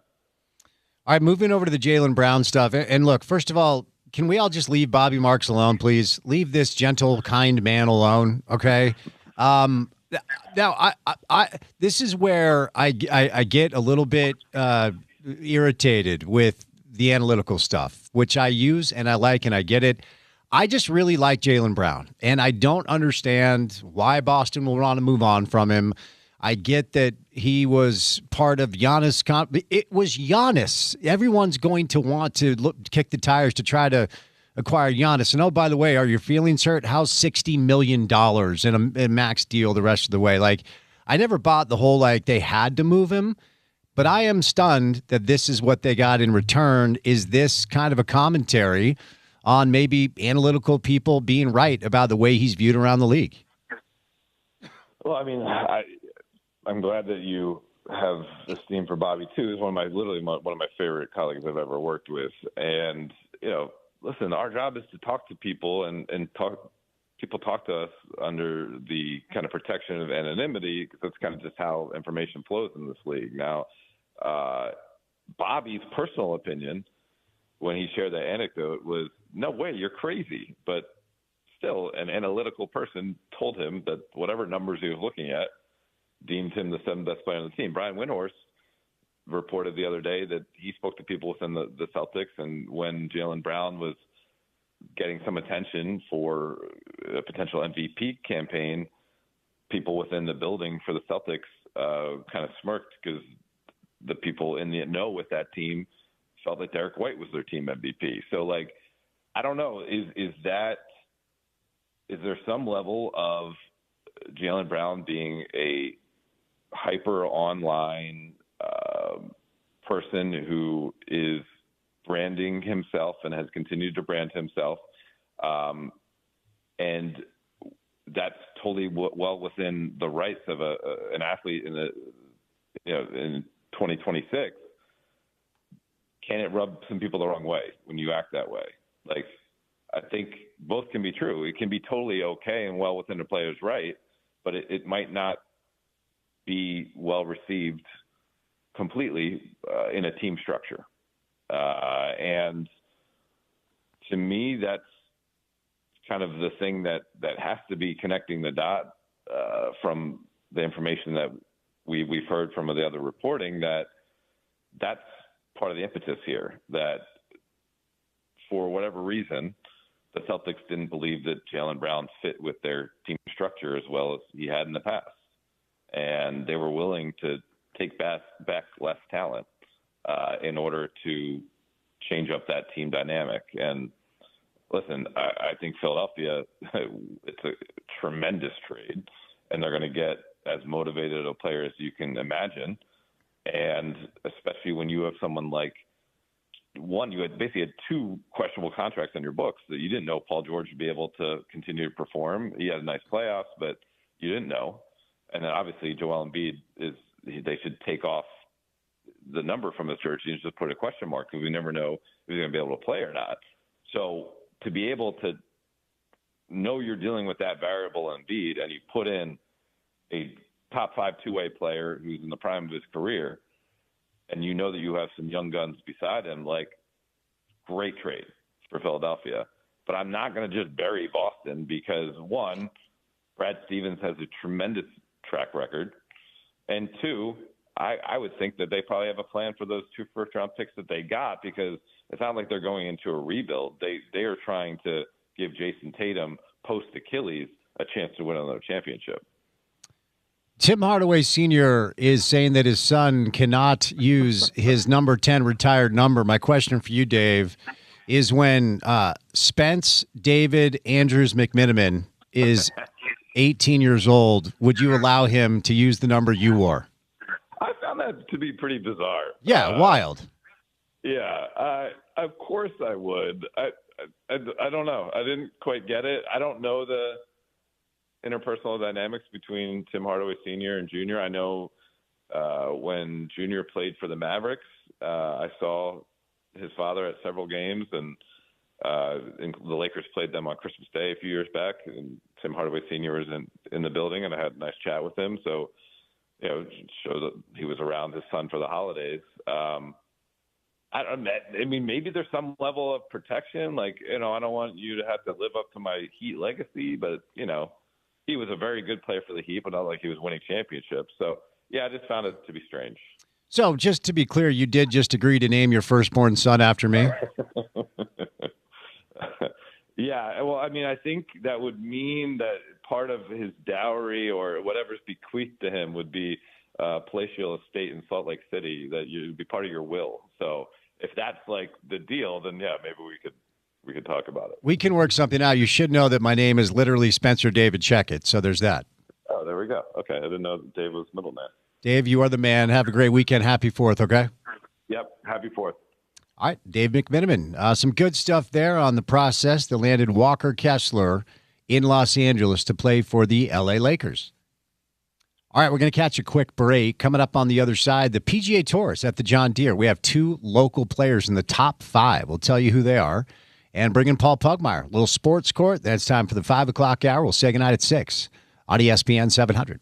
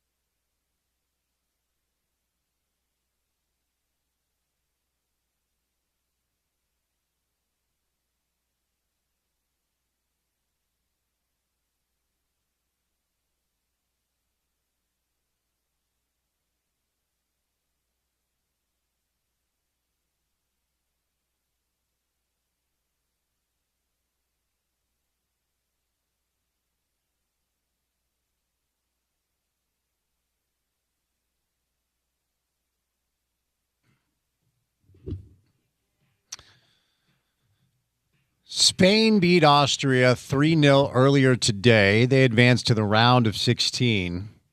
Cristiano Ronaldo and Portugal will try to do the same against a really tough Croatian side. And then your nightcap is Switzerland, Algeria. U.S. men's national team will be back in action on Monday against Belgium without Flo Balogun. PGA Tour is at the John Deere. A couple of our local players playing some good golf. Paul Pugmire, Thursday afternoon. What's up, Paul? How are you, man? Doing great. Thanks for having me on. I appreciate the time as always. Let's start with the tournament that everybody wants to know about, and that, of course, is Media Day that takes place every year. Up at Soldier Hollow, how was your experience? Well, playing Soldier Hollow, it was a beautiful day. It was nothing but great. And as you know, they connect the media representatives with either former or up-and-coming great players. And so I got to play with Darren Orson, who is bound for the Utah Golf Hall of Fame. And it was really just a wonderful day, lovely in every way. How'd you play? It was kind of skanky.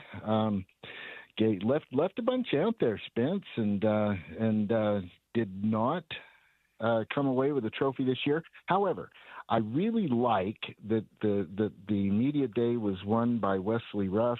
He just retired from an epic and impactful 41-year career at Channel 4, and I think it's just right that he won the media day trophy a week after he retired. I thought that was great. I would like to inform you, you're the first to know that I am filing a protest. Would you like to know why?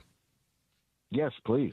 Okay, so warming up on the range before the round, and turn to my right, and one Wesley Ruff, friend of the program, is standing there warming up, and he said, "Who are you playing with?" I said, "I'm playing with Easton."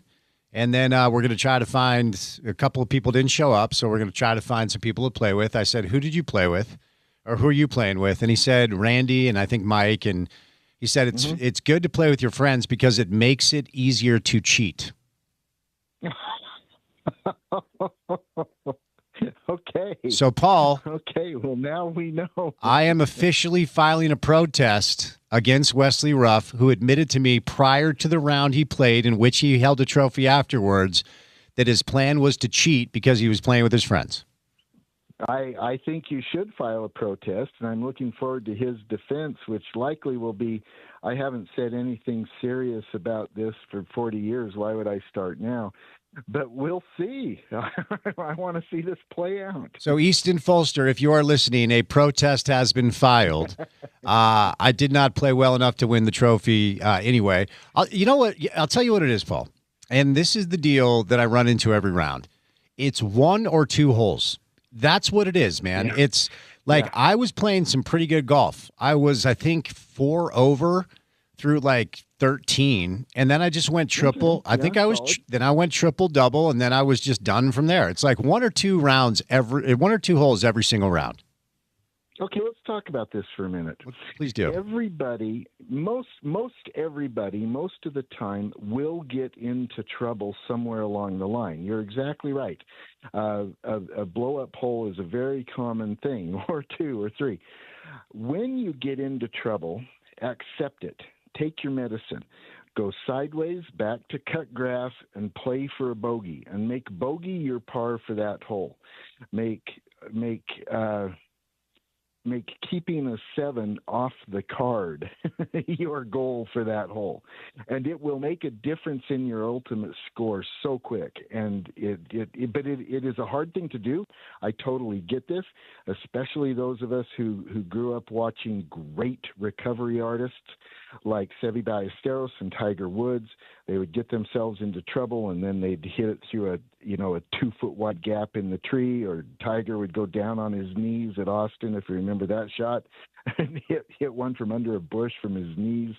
But they're Seve and Tiger. The rest of us need to step to the bogey, make bogey the goal on that hole. Say, okay, I've already spent this extra shot. Let's not add more to it. And make that the goal. Now, having said that, I'm keenly aware that it's hard to do. Yes, that's some good advice, and I try to follow it. I did not throw a club after not being able to get out of the sand on 3 separate occasions on that par 3.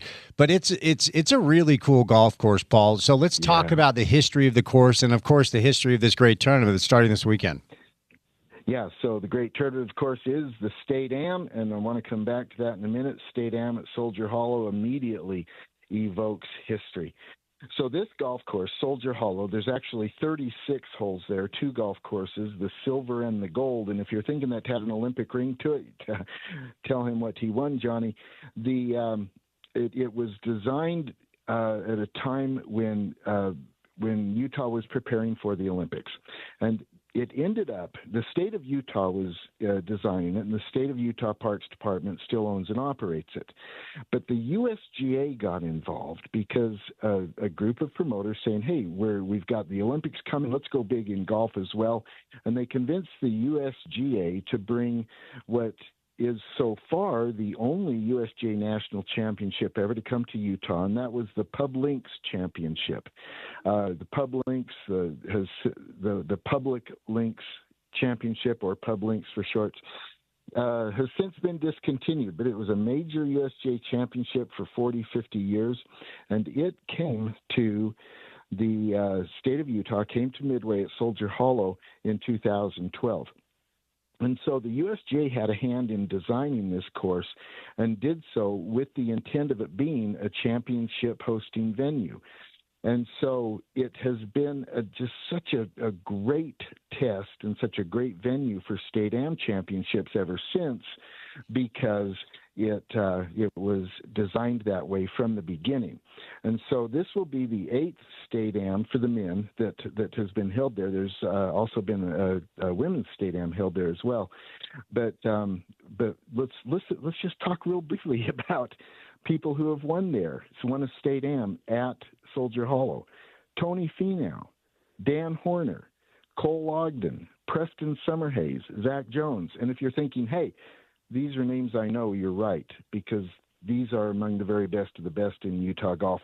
It's no accident that Soldier Hollow produces great champions, and I'm really looking forward to seeing what champion it produces next week. And, of course, the history of this tournament that's been going on forever. Talk about that.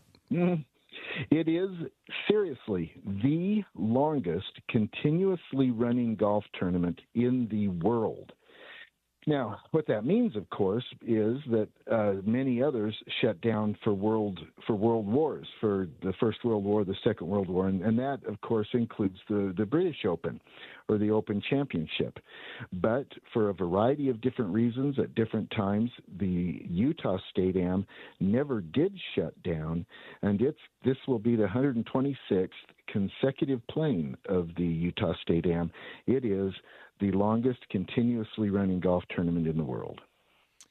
Give us, it feels like every time we talk about this tournament, you just kind of look at the college kids, right? Because it's a young man's game when it comes to how grueling the physical test is. So give me some names you're looking for as far as some players that you think could win the thing. I appreciate the question. Yeah. Let's talk about the grueling test for a quick minute first. It is modeled after the U.S. Amateur Championship in its format, 36 holes of stroke play qualifying, followed by a 64-person bracket, 2 rounds the first day, 2 rounds the second day, 2 rounds the third day, and then on the fourth and final day, those 2 players who are remaining standing will play a 36-hole scheduled final. So they will need to go through 10 rounds in 5 days. And 6 days, pardon me. And it is a grueling test. Soldier Hollow Gold is a difficult course to walk from the quarterfinals on. They have to walk and cannot use a cart. And so it is an endurance and a survival test by design. So yes, it does tend to favor players who are younger, stronger, have more stamina, no question. And there's a couple of players that jump out of the box right away that are in this field. The defending champion is Bowen Moss. He just completed his freshman year at Arizona State University, and as a freshman, he made the traveling squad to go to the national finals for ASU. Quite an accomplishment. We expect Bowen to be in the mix again this year. David Lichty, who just recently transferred from from Utah Tech to BYU. Again, a college player, a real strong pedigree. He's been in the final twice in the last 3 years. We expect him to make some noise as well. Brandon Robinson just completed his career at the University of Utah. He is holding off on declaring pro and chasing the pro game because he wants another crack at the Utah State Am. So he's going to play the State Am next week and then declare professional status and move on in his life and career. And he is one who very well could be holding the trophy at the end of the day on Saturday the 11th. Those three players come to mind immediately. There are several others. Let me just tell you a young one, Austin Shelley, still a high school kid. He's got the game to do it. And I'm going to go back to Dan Horner. He is 47 years old. He is strong as a horse, and his game has not wavered. He absolutely could be in the mix at the end as well. All right. Well, we've got some exciting things happening with some local golfers as the PGA Tour is at the John Deere Classic. How about our guy Zach Blair at 8 under, tied with Lucas Glover for the lead, and then Patrick Fishburne, 6 under par, only 2 strokes back after the first round. What do you make of that? 2 U-Pots in the top 5. Yeah, this is a good day, no doubt. Zach, T1 with former U.S. Open champ Lucas Glover, and Patrick Fishburne, his childhood, junior high, high school, and college friend, right on his heels, 2 shots back. This is really great fun. Of course, it's a 4-day test. We'll see how they keep going, but absolutely, what a great thing to see both of these players making this kind of noise. Tony's at 3 under too, so playing pretty well. Yeah. And, we'll see what happens over the weekend, but another local golfer at this tournament playing some good golf so far. He's still on the course. He's through 17.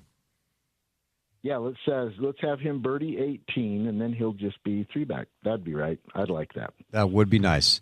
All right, tell me about this tournament, as we always like to do, TPC Deer Run. It's in Illinois. Tell me about the tournament. Tell me about the course. TPC Deer Run is one of the early TPC stadium courses that the tour developed when it started this whole program of developing its own golf courses for its tournaments. It was designed by D.A. Weibring, who was a journeyman pro, had a nice career, but has made more noise as an architect than he did as a player, and Deer Run is one of his signature courses. It is a parkland course designed for stadium characteristics, which means crowd access and crowd friendliness. And it is a course that by tour standards is not terribly long at 7,200 yards, which means these guys are going to have wedges in their hands a lot. And when they have a lot of wedges in a part of the country that always is a little bit moist, they're going to go low.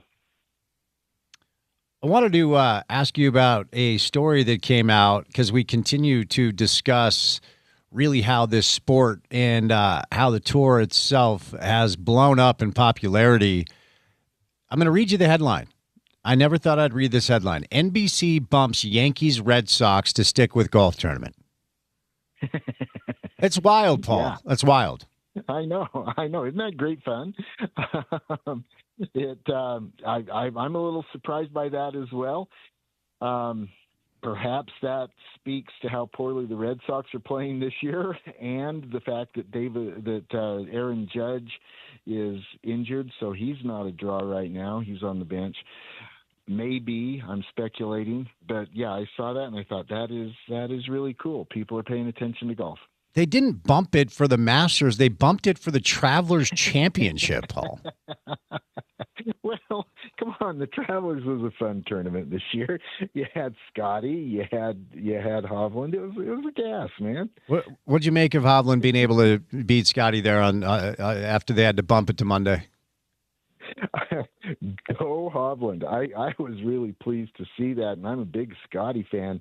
But he also, now he needed to do what he did, but he might have just pissed Scotty off, and people should take note of that when it comes time for the British Open here in a couple weeks. Okay, I made an error that I need you to tell me if I can rectify. I forgot that I had posted my round at Soldier Hollow on the Gin app, and so I did it again. How do I delete the round? Oh, my. That's a great question, and I don't know the Paul, answer to that. it's know, been right? 5 years of me having you on the show. I finally asked you a golf question that you couldn't answer. Well, I've never come across that one, but I don't know. Okay. now you got me curious. I'm going to chase that down. Well, I suppose I could do a Google search, Paul, so I guess I'll just do that. You referenced the Open. It's a few weeks away. Royal Birkdale in England. Yeah. Tell us about this course and tell us about the importance of this championship. Well, it is, the British Open, the Open Championship. For years, decades, it was regarded as the world's championship because of the nature of not only who played in it, but how they qualified for it. And that's entirely accurate. I mean, one of the greatest players in the history of the game is an Australian named Peter Thompson, who never really, and this is a generation ago, but he never really played in the United States. He just didn't want to. And he stayed in Australia. He would go to Europe for a couple of months a year. He'd play in the British Open. He won 5 British Opens. He's a 5-time major winner, all of them Open championships. One of the greatest players ever, but most people in America have never heard of him. And he really underscores how this is a world championship like few others. Birkdale, it's part of the core rota, they call it, meaning rotation of key courses that the British Open spins around on, and it really is a great golf course. It is a traditional test in the way that these Scottish courses are. Great tests. Wind is such a major part of the experience there, but it really produces. This is another course that produces great winners. When you look at the list of people who have won at Birkdale: Padraig Harrington, Mark O'Meara, Tom Watson, Johnny Miller, Lee Trevino, Arnold Palmer, Jordan Spieth, and twice Peter Thompson, you'd go, wow, there's something special about this place, and there truly is. All right, I'm going to give you Zach Blair, Patrick Fishburne, Tony Finau. What do they finish 1, 2, and 3 when this tournament is over? Well, I am really hoping that we end up with some kind of weather delay, which makes them need to go to threesomes on Sunday, and that we see all 3 of those, Blair, Fishburne, and Finau, in the final threesome on Sunday afternoon. That would be my wish. When it's all said and done, I think that it's going to require going low. You're going to have to keep going low at Deer Run. We all know that. It's going to take 20 under, might take 23 to win this thing. And so, who can keep it together for 4 days and go 20 under par?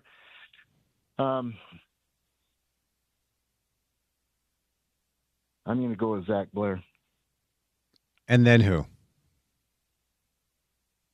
The order that they list right now: Zach Blair, Patrick Fishburne, and Tony Finau. Okay. All right. We'll have to see. And then, as we usually talk to you on Fridays, but we're off tomorrow for the 4th.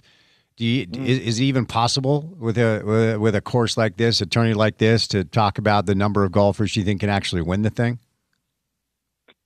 Ooh, only one round in. That's a little tough, but just scanning down the list here, it is kind of fun to see Zach Johnson at T5 with Patrick Fishburne. Zach has won this thing 4 or 5 times, and he always plays this golf course well. It's a golf course, and this is why Zach Blair is doing so well. It's a golf course that requires and rewards great wedge play, and Zach Johnson is a great wedge player, and Zach Blair is a great wedge player. So these things are not by accident. But you look down this list of other players, let's say, who are in the top 10. Now, granted, after one day, that's 20 people. But I'm really intrigued with Chris Gotterup, who currently sits at T9. He's won twice already this year, and I think he is one of the next stars on the PGA Tour. And then Lucas Glover is always a favorite of mine. He's at T1 with Zach Blair. He's a U.S. Open champ, and he just continues to play well. And never, ever be surprised when Lucas Glover makes some noise. Got the schedule up. What's the good championship? It's in November. Yeah. So good is one of these YouTube phenomena. Oh. They built. Yeah, I know. But they built a following on YouTube, and with that they have developed a cash machine, and with that they have bought a sponsorship for a PGA tournament. What the? I didn't even know that was allowed. Huh. All right. Well, look, it's 2026, whatever.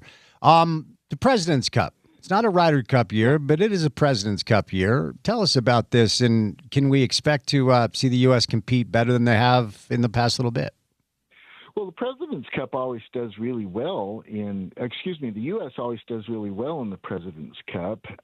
They've only been defeated once and tied once in all the years. If anything, it's become a bit of a marketing problem and a management problem for the President's Cup, that it is not as competitive as it needs to be, especially because the Ryder Cup is so hyper competitive. So the President's Cup is run by the PGA Tour itself, whereas the Ryder Cup is PGA of America and the DP World Tour in partnership with the R&A. So the management, the ownership are different. The President's Cup as a tour product is designed to promote tour players in America against those international players who are not qualified to be considered for the Ryder Cup. So it ends up being sporting nationality origin. And the President's Cup has produced a lot of really great moments, but mostly for individuals. It really has not very often produced a compelling competition team to team. Okay. Bank of Utah Championship, first week of October. Yes. With Tony's struggles, do you think this is the year we're finally going to see Tony in the tournament? I've got my fingers crossed. I guess when we get there, we'll see.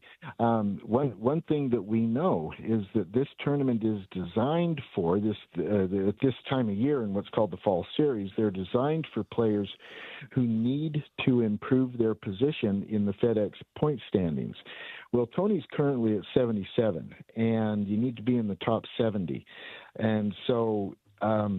It might well be that the points system compels Tony to take the opportunity to go tee it up looking for points. We'll see. He has shied away from fall tournaments generally, but more so as his kids have gotten older. We'll see how this plays out. Oh, speaking of which, his boy is in the State Am, yeah? His boy's in the State Am, so yeah, there's 3 or 4 children of former State Am champions who are in this State Am. Drace Finau, of course, his dad Tony has won the State Am, and Jack Summerhays, his dad Danny Summerhays, has won the State Am. They're both in. Very cool, Paul. What's coming up on the show on Saturday? We will be at T-Box in Centerville with our mutual friend Jordan Bloxam. And we will be doing a State Am preview, and so this coming Saturday is one of our favorite, most popular segments of the year. We're going to be talking about 10 who can win the State Am. We get together with former State Am champ Tommy Sharp, Jordan, Kurt Craigthorpe, the legendary sports writer from the Tribune, and then Jan and me, and we will go through our list of 10 people who we think are the top 10 players to win. We compare our lists and produce a list of 10 who can win. It's become a very fun and really popular segment. We're looking forward to doing that this week. Just real quick, I'm not on the list of 10, right? We don't know yet. That's the whole thing. So you got to listen and see if it shows up. I will tell you, being in the field increases the likelihood of winning. It's a fair point. What do you want our listeners to know about T-Box? Tee box, I tell you, it's where the whole golfer experience that they've figured out how to make it work, to train your body, train your golf swing, to get your body right, and to have an awfully lot of fun. Tee box is a really great hang. It's a place you want to be to build your golf game. Cannot recommend Tee box highly enough. Tony doubled 18, just so you know, sadly. In the clubhouse at 70. But thanks for the time. Have a great show. Thanks, Paul. All right. Thanks, Spence. All right. Time now for the Uinta Golf PGA Tour leaderboard. Uinta Golf serving Utah since 1971. Club fitting, hitting bays, experienced pros, and the latest on ping. Titleist, Callaway, TaylorMade, and more. Uinta Golf get there. Zach Blair, our local player, is tied with Lucas Glover atop the leaderboard after carding a 63 at the John Deere. Lee Hodges and Steven Yeager are 7 under par. Davis Riley, Ben Coles, another local player, Patrick Fishburne, and Zach Johnson at 6 under. As I referenced, Tony Finau was having a good day and then double bogeyed 18, and he's down at 1 under par now. So we'll see if he's able to play the weekend. All right, we'll catch a break. Coming up next, it is a Thursday, so it's time for Sports Court. We'll get back to the NBA storylines. The offseason is crazy. In the 5 o'clock hour, and we will say goodnight at 6. Busy Thursday show. Good to have you with us right here on ESPN 700.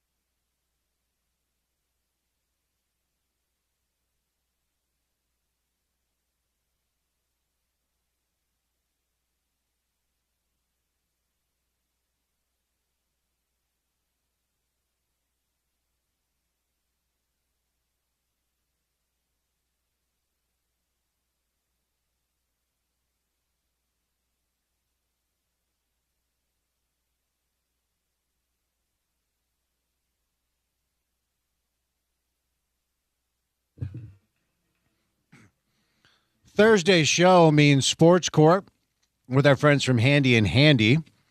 Preston is not with us today, which means we had to have fun with Garrett. Garrett! Hey, buddy, how are you? Hey, I'm good. Spence, how are you doing? I'm well. I appreciate your time today. Let's finish. Yeah. Let's finish so you can watch the soccer. I know you're a soccer guy. Right. 20 minutes away. Right. Okay. Portugal, Croatia, coming up. What do you think? What do you think the U.S. can do? You bullish? Oh, I am. Yeah. I think they're going to beat Belgium. Beyond that, I'm not sure. The real question is simple. Was it a red card? Oh gosh. Yeah.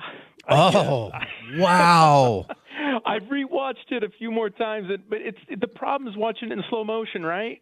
It looks bad. Garrett, it's July. In real time. I know. It's July 4th in 2 days. You hate America. Just Unbelievable. Just trying to give you a little controversy here today. You know? Okay. All right. Well, you and Bruce Arena agree. I'll tell you that much. Okay, let's dig into it. U.S. Supreme Court has upheld the ban on transgender athletes in female school and college sports. Fill us in. Yeah, big decision out this week from the Supreme Court. So, like you said, I mean, this case involved two states in particular, West Virginia and Idaho, and they combined those cases. But other states, including Utah, have had bans involving transgender girls' participation in sports. And so this case goes to the Supreme Court, and I don't know that the result is a big surprise necessarily. It really came down 6-3, and so we got our conservative justices on one side and the liberal justices on the other. However, they were unanimous on one part of the decision that I thought was interesting. They all agreed that these state bans don't violate Title IX. So really, this is not a Title IX issue. But for those dissenting judges, it really is an issue about equal protection under the law with the 14th Amendment. So, but the majority opinion is written by Brett Kavanaugh. I do appreciate that he said in there that transgender athletes deserve respect and should not be ostracized or vilified. I mean, this has been such a hot button issue for several years now. But one thing it's going to do, even in the case we had here in Utah, right? I mean, Utah, the legislature passed a bill in 2022. And then pretty quickly, there was a lawsuit challenging that, and the law was put on hold before it could really go into effect. And then last fall, they actually dismissed the case. And looking at it, I'm guessing, I guess the plaintiffs in that case just maybe saw the writing on the wall once they heard that this was going to be heard by the Supreme Court and dismissed the case. So this settles this issue for now. All right, moving over to another situation of pro athletes getting caught up in some gambling issues, and both of these players actually played for the Jazz. Malik Beasley and Ed Davis have been indicted in a gambling case along with some other fellas that I don't really know about. Fill us in. Yeah, and I think the other fellas are just really the outside bettors, right, and co-conspirators that they were. Ed Davis was kind of the in-between and would feed the information to these bettors so that they could make their bets and make some money. And so, we know the narrative by now, right? We've heard these stories, but this is, in particular when Malik Beasley was playing for the Bucks in 2024, and of course he would purposefully alter his stats, right? Either underperform or overperform. In particular, there was a game where, he said, "Hey, I'm going to make sure I have less than 3.5 rebounds this game." And in fact, in a game against Cleveland where this was alleged, he only had one rebound. And a bunch of bets were placed and people made a lot of money. So, again, like I said, we kind of know the playbook now on these cases because we're unfortunately seeing them a lot. But he's been charged with wire fraud, bribery, money laundering. He did appear yesterday in federal court, pled not guilty. But I think the prosecution rate on these the conviction rate on these kind of cases is pretty high. So we'll see what happens. But for now, he says not guilty. Over to a story: Major League Baseball trying to trademark the phrase "play ball," and the United States Patent and Trademark Office has refused to play ball with them. Huh? What's going on here? Yeah. No, you're exactly right. I mean, come on. I mean, we do know.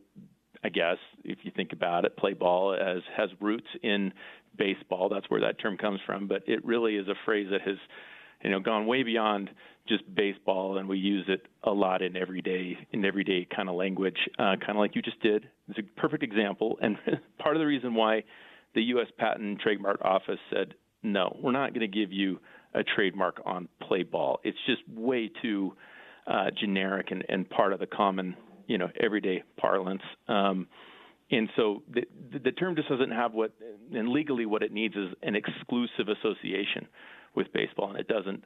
But I did learn this. Major League Baseball, they do have a trademark on "Take Me Out to the Ball Game," so that's theirs. Okay, but not play ball. There you go. All right, final one for today. With the World Cup being so massive, with the interest across the landscape of the globe, a lot of streaming sites have found their revenue cut off. So what's going on here? Yeah, these are illegal streaming sites, and there are a lot of them popping up everywhere. Of course, like you said, it's such a huge event, and everybody wants to watch. So the Department of Justice, they've had a division, or what they call Operation Offsides, and what they're doing, and they partner with FIFA and some other media outlets, and they track down these illegal streaming sites. And so the Department of Justice made a move here where they sought a seizure warrant from a judge, which they were granted, and so that allows them to effectively just shut these websites down. I don't know how they do that or seize a website, but they did, and there's like 400 of them. So these sites are all shut down. In the last World Cup, apparently there were 80. So this problem is bigger than it has been. So they've seized the site, quote unquote, but that doesn't mean necessarily that all of these 400 people or organizations will be prosecuted in some way. Unfortunately, these types of things is kind of a whack-a-mole, and the other new sites pop up. And so I think for now, just during the World Cup, they're trying to keep these illegal sites from streaming games. Who you got winning it, Garrett? Did you say winning today? No, winning the World Cup. Oh, winning it all? Oh, got it. France, right? Yeah. I'd like to say the USA. Like you said, they're looking good, right? This is maybe the best men's team we've ever had. They'd have to beat Belgium, Spain, Argentina, and France. We got to get real here. It is a rough road. It sure is. That's brutal. All right, Garrett, for any of our listeners who have legal questions, how can they get a hold of you over at Handy and Handy? Yeah, just give us a call. Be happy to help you out with your legal questions. You can reach us at 801-264-6677 or go to our website, handyLawUtah.com. Thanks for the time, buddy. Happy July 4th. We'll chat next week. Hey, you too. Thanks, Spence. All right, there he is, Garrett Handy from the law firm of Handy and Handy. If any legal questions come your way, give them a call. They'll offer you some free advice, see if they can help you out. Really good people. You can trust them with any question you have. 5 o'clock hour today will be more on the Walker Kessler story and the NBA offseason that continues to take shape. The one domino that kind of remains out there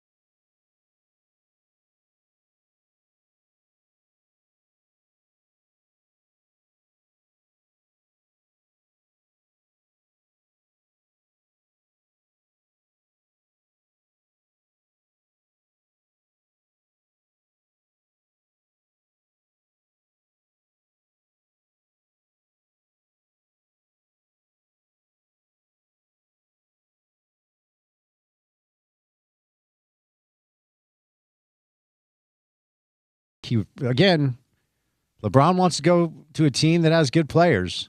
He's going to have to take a pay cut, and he's always maintained that he's unwilling to do that. Father Time comes for us all, and the NBA will tell you when they are done with you. You can ask Allen Iverson. You can ask anyone, quite frankly. So U.S. men's national team in action on Monday nights. Flo Balogun not available as a result of the red card. What about Garrett Handy dropping a hot take during Sports Court that he thought it was a red card? Lawyers, man. Before July 4th weekend, it's the 250th celebration. Vanilla Ice is rapping in Washington, D.C. this weekend. We need to be all on one team. Attorneys, dude. Yep. That's part of it. Are you going to watch the 250 concert celebration? Hell yeah. Can't wait for it. Dialed in. So, when Millie of Millie and Vanilli turns you down, you're in a pretty bad spot. Because the other one died. Rest in peace. Blame it on the rain. Friend of the show, Millie Vanilli. I like Millie Vanilli. They were never a real group. They've got a couple of bangers. But either Millie or Vanilli has passed onto the other side. So we're thinking about the one who has passed. And the one who was left over of the Millie and the Vanilli has decided that he's tapped out of the 250 concert. But is still lip syncing? I don't know. We'll have to look at the latest there. But Vanilla Ice will be there. So we'll look forward to that. Porter, give us a message as we're saying goodbye for the weekend as to why for this July 4th celebration, lighting fireworks is not a great call. There you go. PSA. Yeah. Drought, weather, active fires already out there. Our fire personnel are overworked and taken up by other jobs, so they won't be able to actively or efficiently respond to any fires that you may or may not start in your neighbor's yard or your grandpa's barn or whatever that may be. Not coming down on your freedom. You have the freedom to go light fireworks, depending on which city jurisdiction you're in. I got an idea though for you. Go have fun at the Salt Flats. Every parcel of Bureau of Land Management salt flat ground, they're allowing you to hit off fireworks. Go out there, have a good time, don't start any fires, and celebrate your independence. From England and the Brits, who will not win the World Cup. Who you got? USA. Stop USA. It. Stop USA. It. Look. They're going to do it. They're going to do it with 10 guys, maybe. They have to play Belgium, Spain, Argentina, and France. Bring them on. Bring them on. This is the first time you've watched the World Cup, isn't it? No. It's okay. I usually watch. Look, I would love it. I think it's safe to say it's the best team we've ever had, but it would take a bit of a miracle. So, Summer League at the Huntsman starts on Saturday, goes through next week. Unfortunately, we'll be in Dallas, or else I would have loved to go check it out. If you want to see Darren Peterson, Ace Bailey, Cameron Boozer, a bunch of good basketball, that's going on. So, Porter, as we say goodbye until Monday, do you have the nerve to even tease what's coming up on a Monday show? Yeah, it's still kind of fluid on what we will have on a Monday show. Hoping for one Tim McMahon in studio here with us. Of course, he's going to be on site for the Salt Lake City Summer League. We'll have a front office member or player from Real Salt Lake recapping the weekend that was and previewing U.S. men's national team. Chad Ford, who had a little flight delay today, will join us on a Monday, and we'll go from there. Of course, as you mentioned, ahead of Big 12 Media Days. All right, there you go. So join us for a Monday edition of the show. We'll say goodnight for this Thursday show. Very special thank you to Sarah Todd, Dave McMiniman, and Paul Pugmire. Of course, our buddies over at Sports Court 2. If you missed any of it, go to the website. It's ESPN700sports.com. Download the mobile app. Take us on the go. It's free. Google Play Store, Apple App Store, ESPN 700 app. 2 podcasts for you to consume over the weekend. Number 1, this, The Drive with Spence Checketts. All of our episodes are up, available for you. Number 2, released today, is episode 12 of Reality Check with Spence Checketts, and that is Ryan Smith and Austin Ainge. Have an excellent weekend. Be safe out there. Be good to yourself. Be good to each other. Happy July 4th. Happy 250. #America. For Porter, I'm Spence saying goodnight. Have a great weekend. Talk to you on a Monday edition of The Drive. And as always, you can catch that right here on ESPN 700.